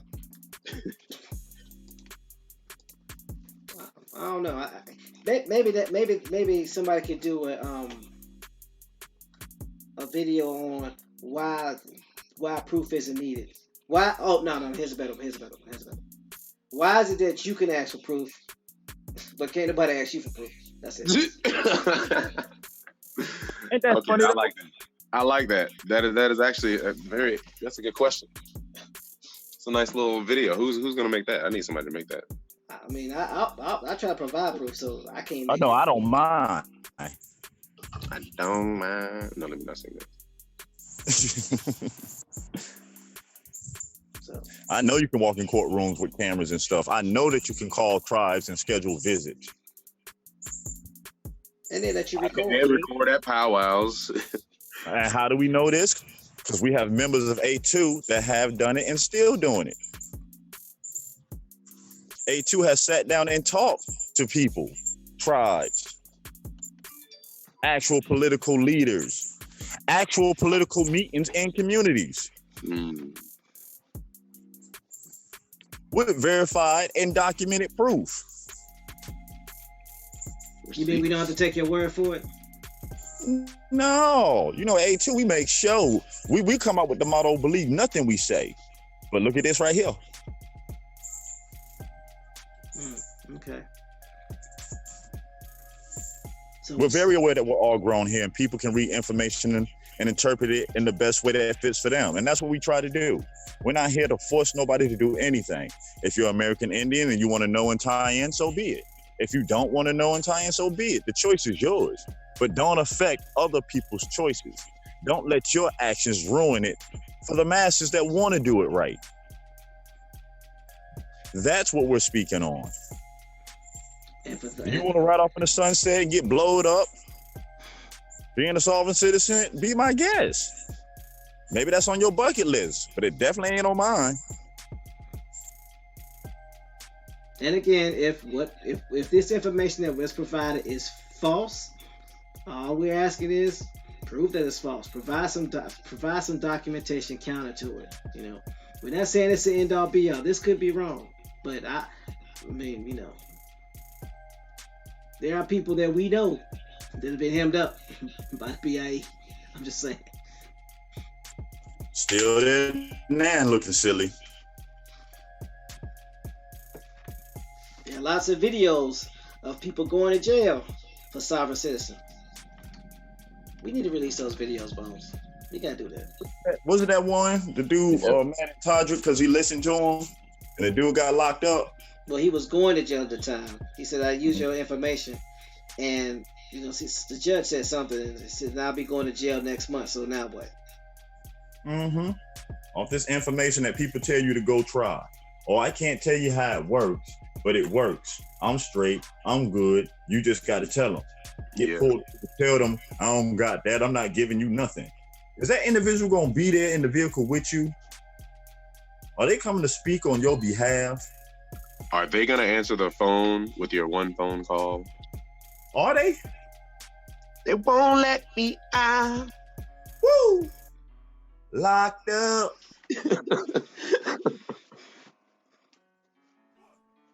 And like we say again, no, it's not funny. But we kind of put like a little comedy twist on it because how serious it really is. That this is life affecting. This could be generation affecting if we allow it to get out of hand, if we allow it to go unchecked. But instead of checking yourselves, we rather go check the U.S. government. Or we rather try to check the tribal governments. Instead of us getting on code, we want them to change the code. What?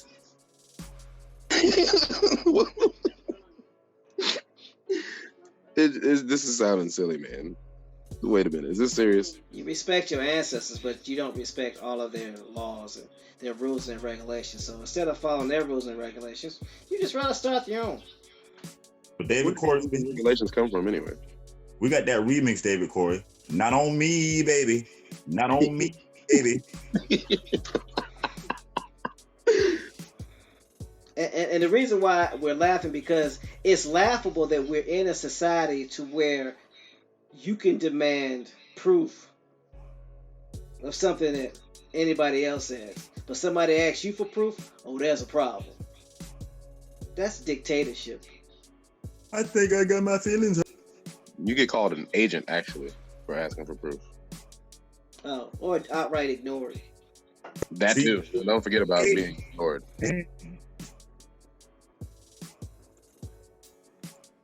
So can somebody help me out? Help me understand where the proof is a problem movement came about? Because I missed that movement. So I guess show and prove is no longer legitimate. Show your work. Where you get that from? Can you cite the source? Please do. So we will give you the sources where we're giving you the information from. I mean, especially when a lot of it is directly from the U.S. government. They telling you how they view you. They telling you what they're going to do to you, but they ain't going to do it. Okay.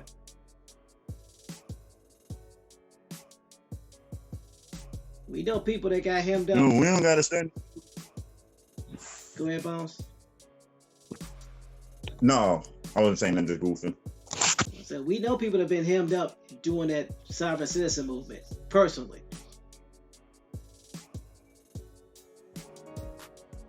No sellout. Proof is a problem premiering at A2 Film Festival. So again, if you know somebody that I know somebody that has personally been affected by the non-sovereign movement and been incarcerated. Okay. So if you tell me you know somebody that's been successful in that, I would like to know about it. Or even if you don't want to tell me, I mean, you ain't got to tell me, but tell those people that you're teaching this to. Give them the proof. Give them the blueprint. Give them access to the information so they can make their own decision.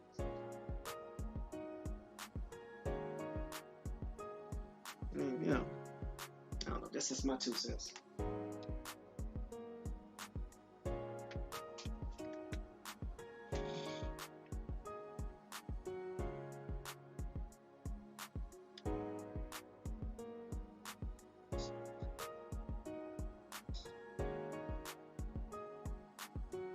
So, do we have any closing remarks?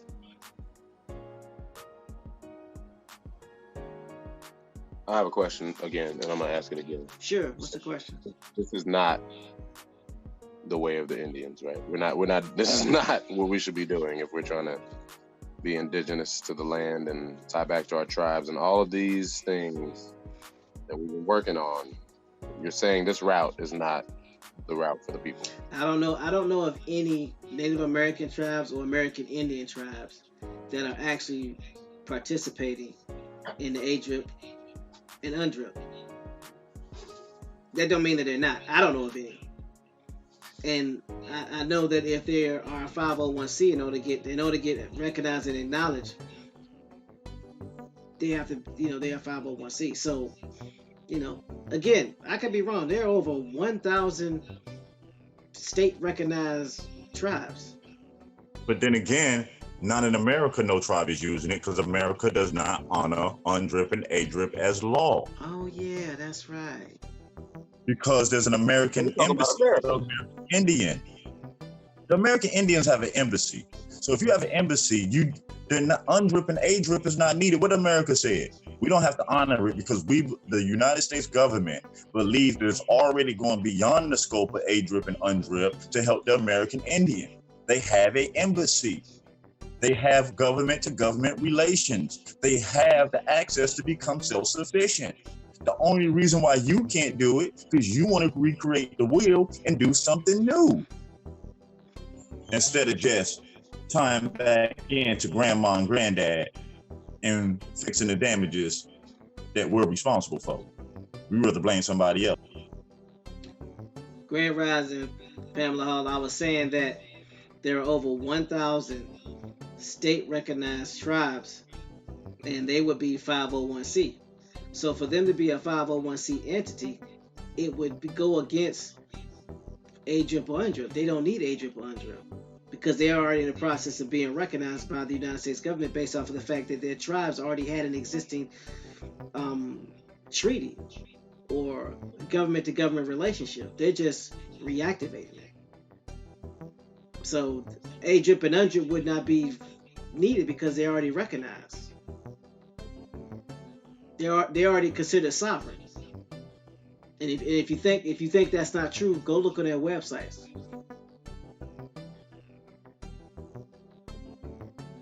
And you're going to be under any quote unquote government's control when it comes to some things. I mean, that's just being realistic. You're just not going to be able to do what you want to do, how you want to do it, when you want to do it.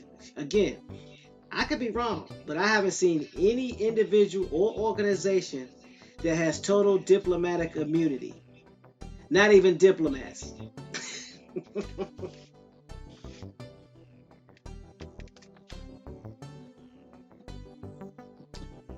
Free said Moors are the same have the same multifaceted meaning. Words like Cherokee, there are multi-meanings for depending on exactly who or what you're talking about. Yes, you have the Cherokee Nation, you have Cherokees, the tribe, and you have Cherokees, the Confederation.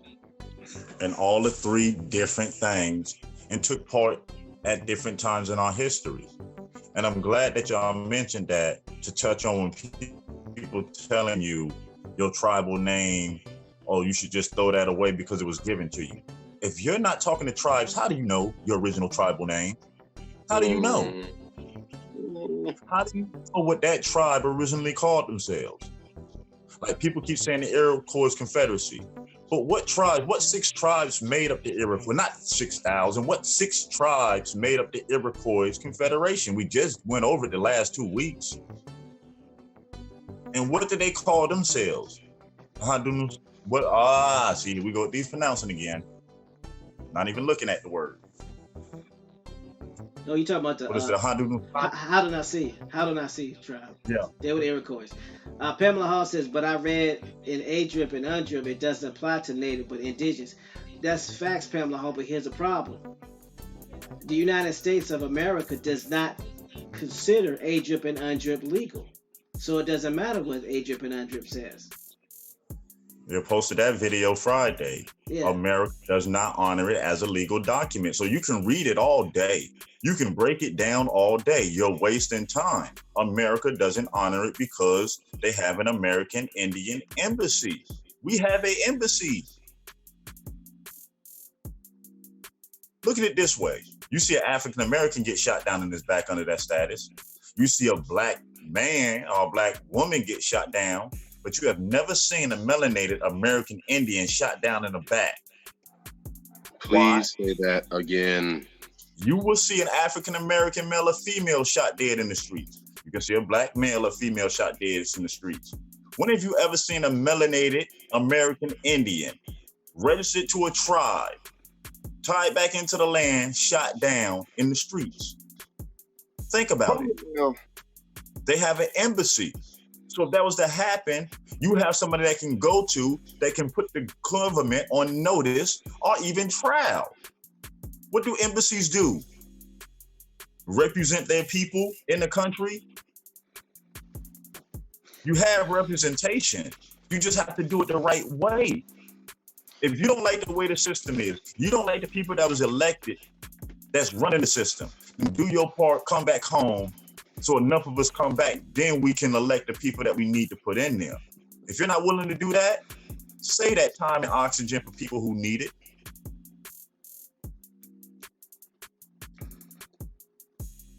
Another way to explain it for those of you who are in the military, if you ever got in trouble while you was off base, say you was overseas and you was on base, and a fight broke out, and you and your counterparts end up going to jail. Who got you out of jail? Your squad leader, your platoon sergeant got you out of jail. Why were they able to get you out of jail? I'll wait.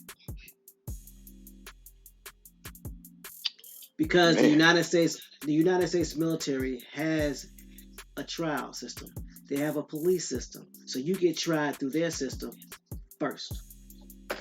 Then depending on the crime, after they're done with you, then you go to maybe a state jail or a federal jail. Don't believe me? Look it up. UCMJ, Uniform Code of Military Justice. Where do you think they got that from? You ever seen an active military member in a county jail? Not for long, you haven't. Not sitting there. Yeah, not sitting. So they don't. What them MPs for? MPs come and scoop you right on up. Trust me, I done been there. You had to hand somebody off. Uncle Sam, I need a you. The military, local police can't even come on base without permission.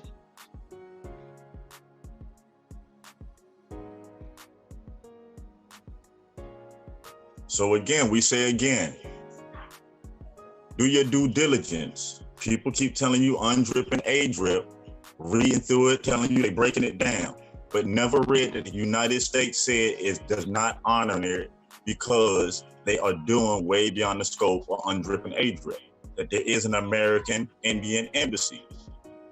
And why people ain't telling you that? How long we had an American embassy, if you don't mind me asking, Thomas? I have to go look it up. I think since the 90s, if I'm not mistaken. Oh, Pamela Hall says, okay, I understand your point, but why are the tribe and OK having a problem with the pipeline still if they have a government-to-government relationship and are supposed to protect them from destructions of their lands? So if that tribe has a problem with pipelines, what is that telling you about that tribe? And also, too, when did they start having trouble with the pipeline? When Trump got in office. And why is that? Because they don't look like Indians to me.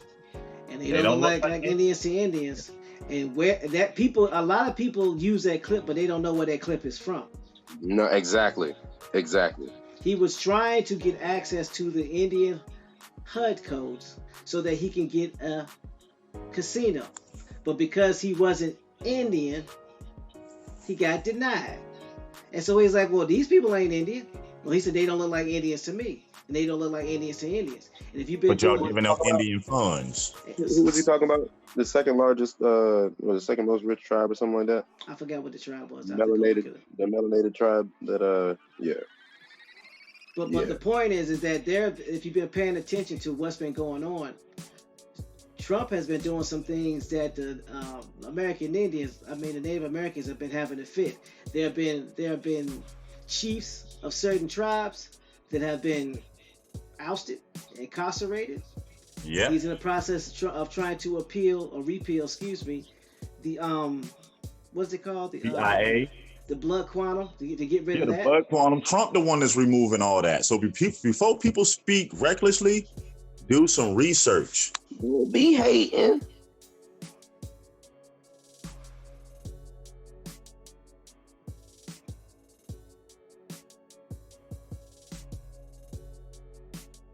Aboriginal Proud said, but when Trump said they don't look like Indians to me, he was talking about the tribe that have mostly black people. No, watch the case.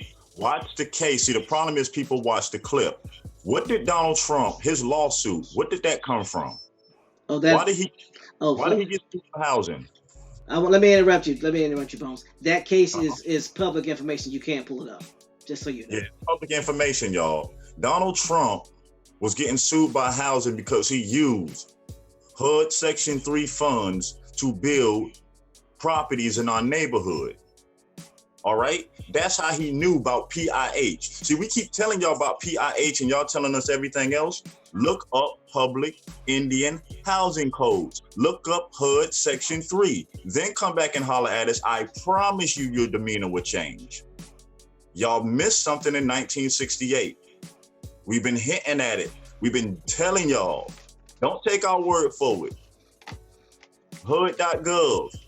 Public information.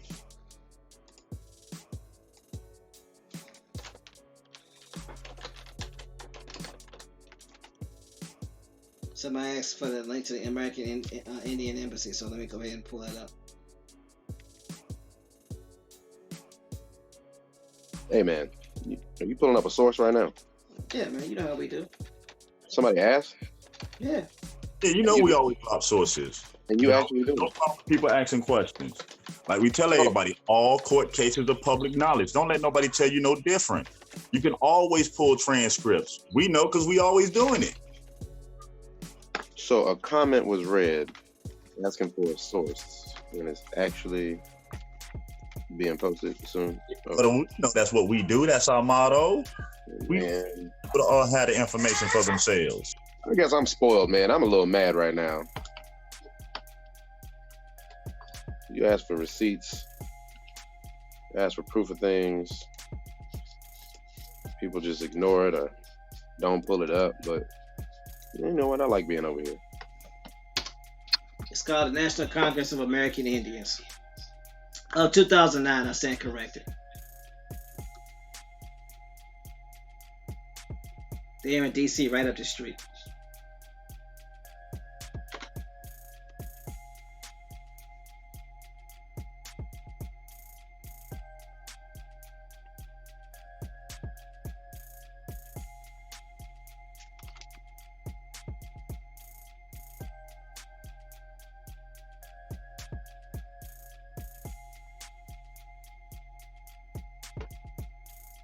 And that's the thing, Aboriginal Power. We have a tendency to just take something and run with it. And many of us, not all of us, but many of us will take that link, or we'll take that quote, or we'll take that document, and no one will do follow up on it because people were passing around the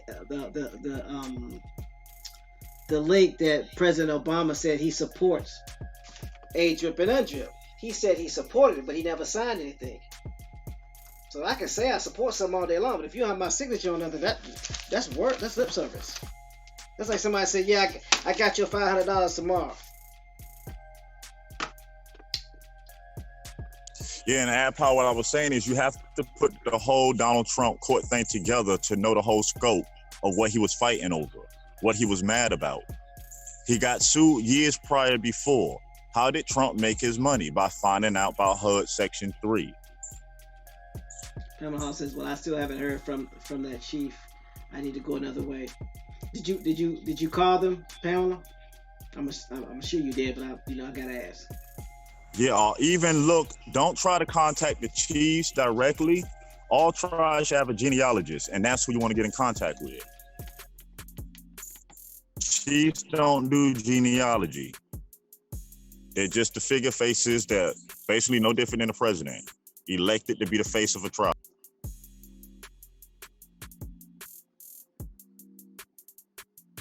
Exactly, our power. None of us know everything. That's why we're here together. That's why we drop the information, and we learn from everybody on the panel, everybody in the chat as well. Yeah, we just happen to come across some information that's very vital. We're gonna make sure, and a lot of the things that we tell them the relatives is because A2 actually, this is what we're doing. This is how we're helping the tribe. This is how we're helping the American Indian by putting people in the right context to where they can contact officials and stuff and start accessing these funds. We never had to live in the situations that we grew up in. Now that the information is here, the job is to make sure to inform people, get people in their right status, so that way we can start moving forward. All this other stuff that's going on is a waste of time. The solution has been here since 1968. Everybody else using it but us. Sad. Yep. We're gonna put a stop to that though. The link, the link that I put in about the American Indian Embassy, it's in DC. The actual location is on the website.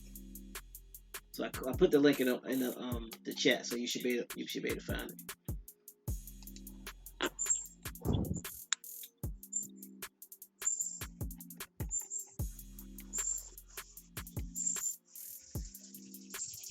And that's all we're doing. We're just giving y'all what we know that works. Not by guessing, not by making it up, by actually doing it and knowing that it works. Isn't A2 in front of everybody right now? I mean, I don't know about being in front of everybody. I'm just saying we just doing work, bro.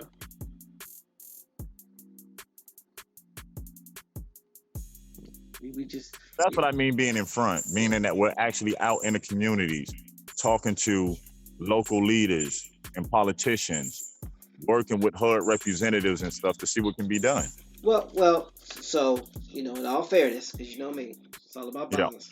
Yeah. In all fairness, there may be people doing more than us. They just have chosen not to say anything about it. So yeah, until you got then, that correct. Yeah, so I would never knock. Yeah. Right. So until then, yeah, the perception is that we're in the lead. We're the ones that's proven what we're talking about. So that's the best way to put it. That don't mean people aren't doing it; they just haven't shown it or proven it. So. That's just like how we break down the 501c3s and people tell you it means this, so the government had control over you. Hey, government ever told you or told me or sell out what we can and can't say on our show yet? Nope. Oh, okay, I'm just checking. What we can about nonprofit? Nope. Do we have to check into them if we want to help a community and get their permission? I had them sign any paperwork? No. No. What's that? Just checking, because I'm constantly hearing, 501(c)(3)s mean the government controls you. Really?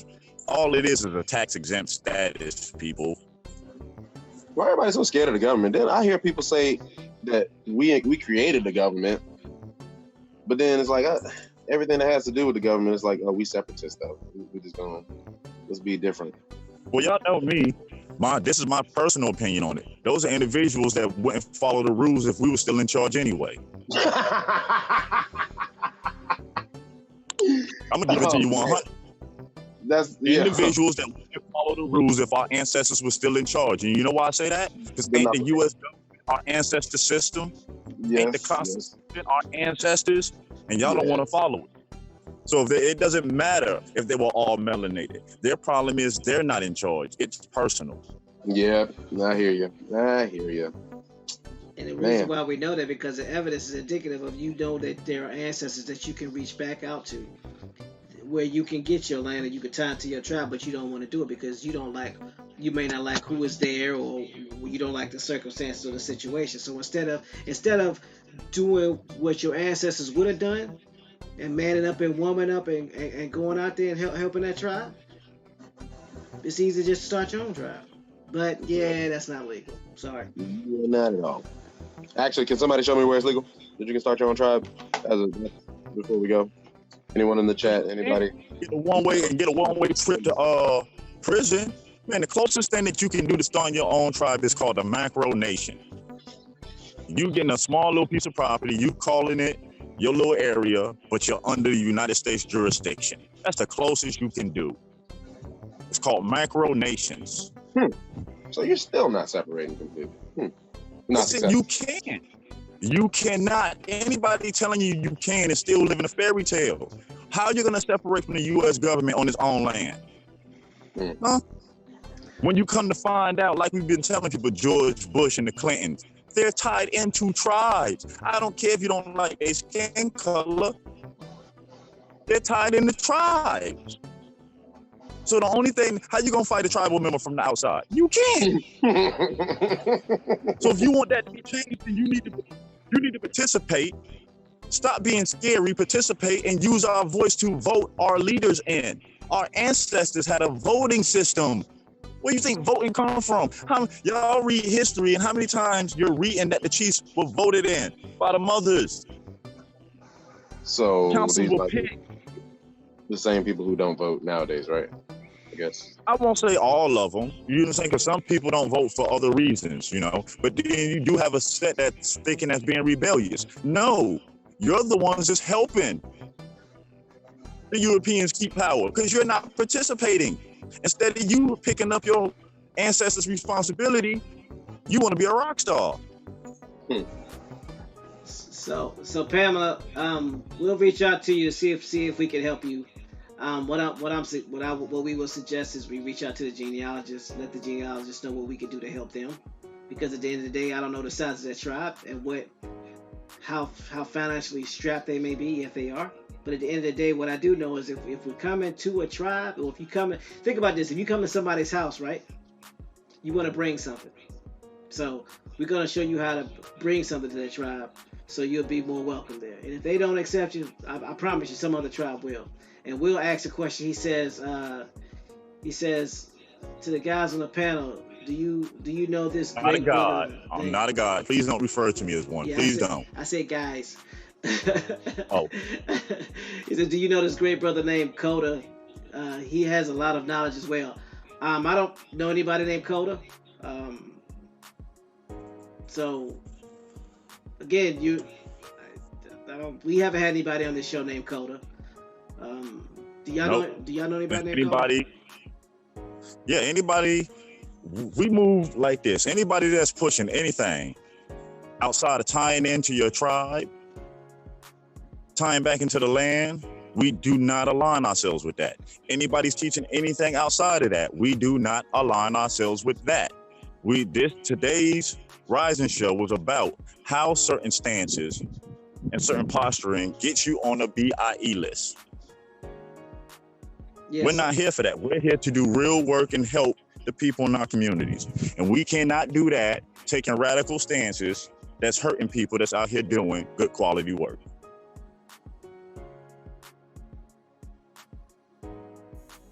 Yeah, so I don't, I can't speak on this individual named Coda. If he's teaching some form of sovereignty, or he's teaching something that sounds similar to a more sovereign citizen movement, he could possibly well be on the B.I.E. list based off of the information that we showed you today. Do I know for a fact that he's on it? No, but I can promise you this: if he's teaching that ideology, then 9 times out of 10 he is on the list, and anybody that's associated with him is on the list too, based off of keywords. What's the ideology? Separation from the government? Yeah, separation from the government. Basically, you're looking to have diplomatic immunity. So,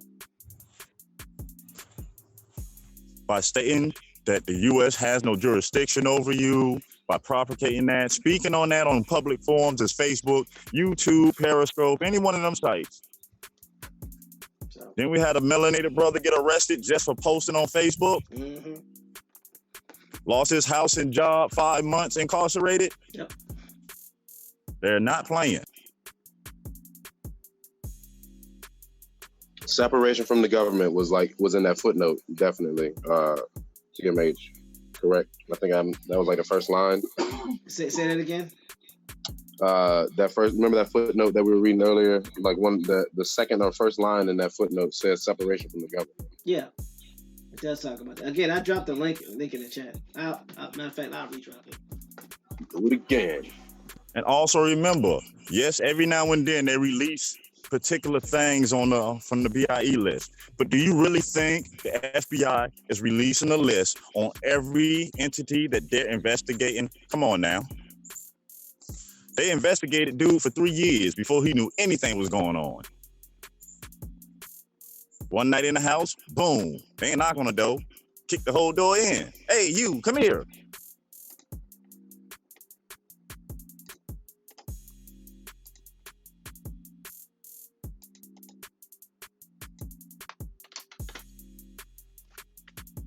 We have to start facing things how they are. We have to start using the system how our ancestors designed it.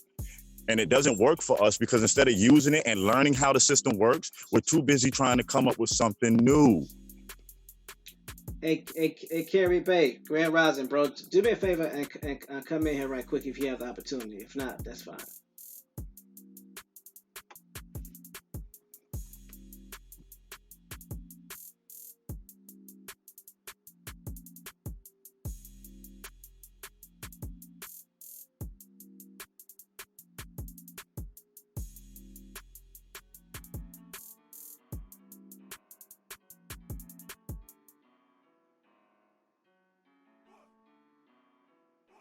Tribe is just a description of clan members. See, people get too caught up on things. Oh, you shouldn't call yourself a tribe. That's what the Europeans called them. If you don't know your tribe, how you know what they call themselves? I'm finna say it again. If you do not know your tribe, how do you know what the tribe identified themselves by? Because we constantly keep hearing people say Iroquois. Ain't that what the French called them? Yep. They actually called it How to Not What are their real names? How to Not See. Exactly. That means longhouse. And they spoke Algonquin, and even Algonquin is not even the term that they use. I mean, so that's why, I mean, a lot of this stuff that people be saying is just conjecture when there's actual living people that you can contact. Mostly all tribes nowadays have websites, and they have their actual name that they call themselves on their website.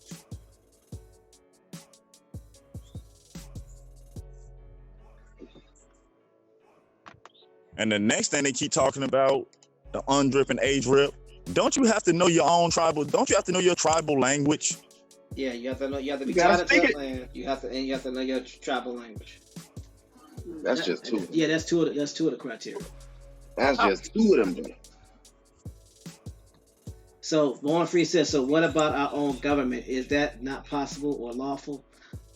Born Free, here's what I can tell you, because I can't tell you what I don't know, but I can tell you what I do know. Tribes already have their own governments, and that's based off of their constitutions and their bylaws and their previous relationships and the government-to-government agreements with the 13 colonies before they were the United States of America, and subsequent treaties with the other European countries, whether it be France, Spain, Britain, and even Germany, which at the time was called was it Lapatine or Pantine or whatever that name is. Yeah, Palatines. So there were our ancestors had treaties with numerous countries, not just the United States. There were trade deals, and the reason why these tribes are still sovereign to this day on their land is because they had trade deals, like Thomas said, with America and foreign entities. That's why they're recognized. Think about it. What y'all call the Iroquois has been dominating the fur trade still to this day. So when people say government, how an institution or industry is governed is based off of their bylaws and their constitutions. It's a body of governance. How is our government set up? Our government is set up the same way that the Haudenosaunee set their government up. You basically had a chief, commander-in-chief, You had a council, the House and the Senate, and then you had the citizens, the Indians. There were votes, just like there were votes by tribes. Representatives were voted in, just like representatives were voted in the United States. So this whole mechanism that we're using, participating in, or choosing not to participate in, is the same mechanism that our ancestors had before the colonizers got here. It's not their system, it's our system. We just walked out the door. In many cases, some of us got ushered out, and in some of the cases, some of us got kicked out. Flow got pulled out from others, whatever you want to call it. There were numerous ways that we were removed from our entities. The challenge is because there have been so many government officials who have tied into tribes, they have to leave that door open. So all you have to do is, for lack of better terms, walk back in, answer your name to the roll call, and help your tribe. You don't have to do that.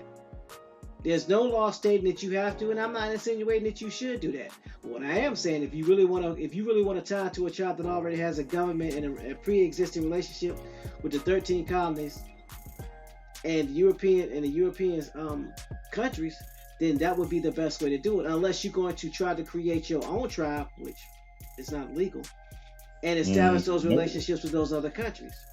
Because in order to create your own tribe, you have to separate from the United States government, which is in many cases considered an act of war.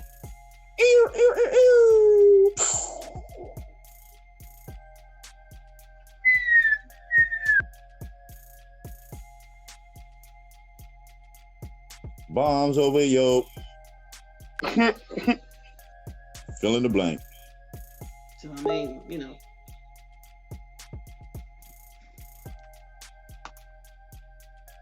So hopefully this information helps. You sent Carrie the link because he was asking how did we get in. I sent her an email.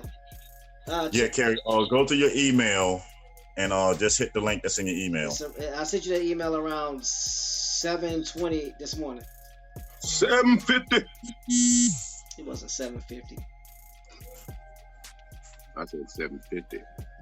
Top flight security. We got a lock that's on the lock that's on the lock that's on the door. Hey now, why not? Hold on, I'll resend it, Carrie.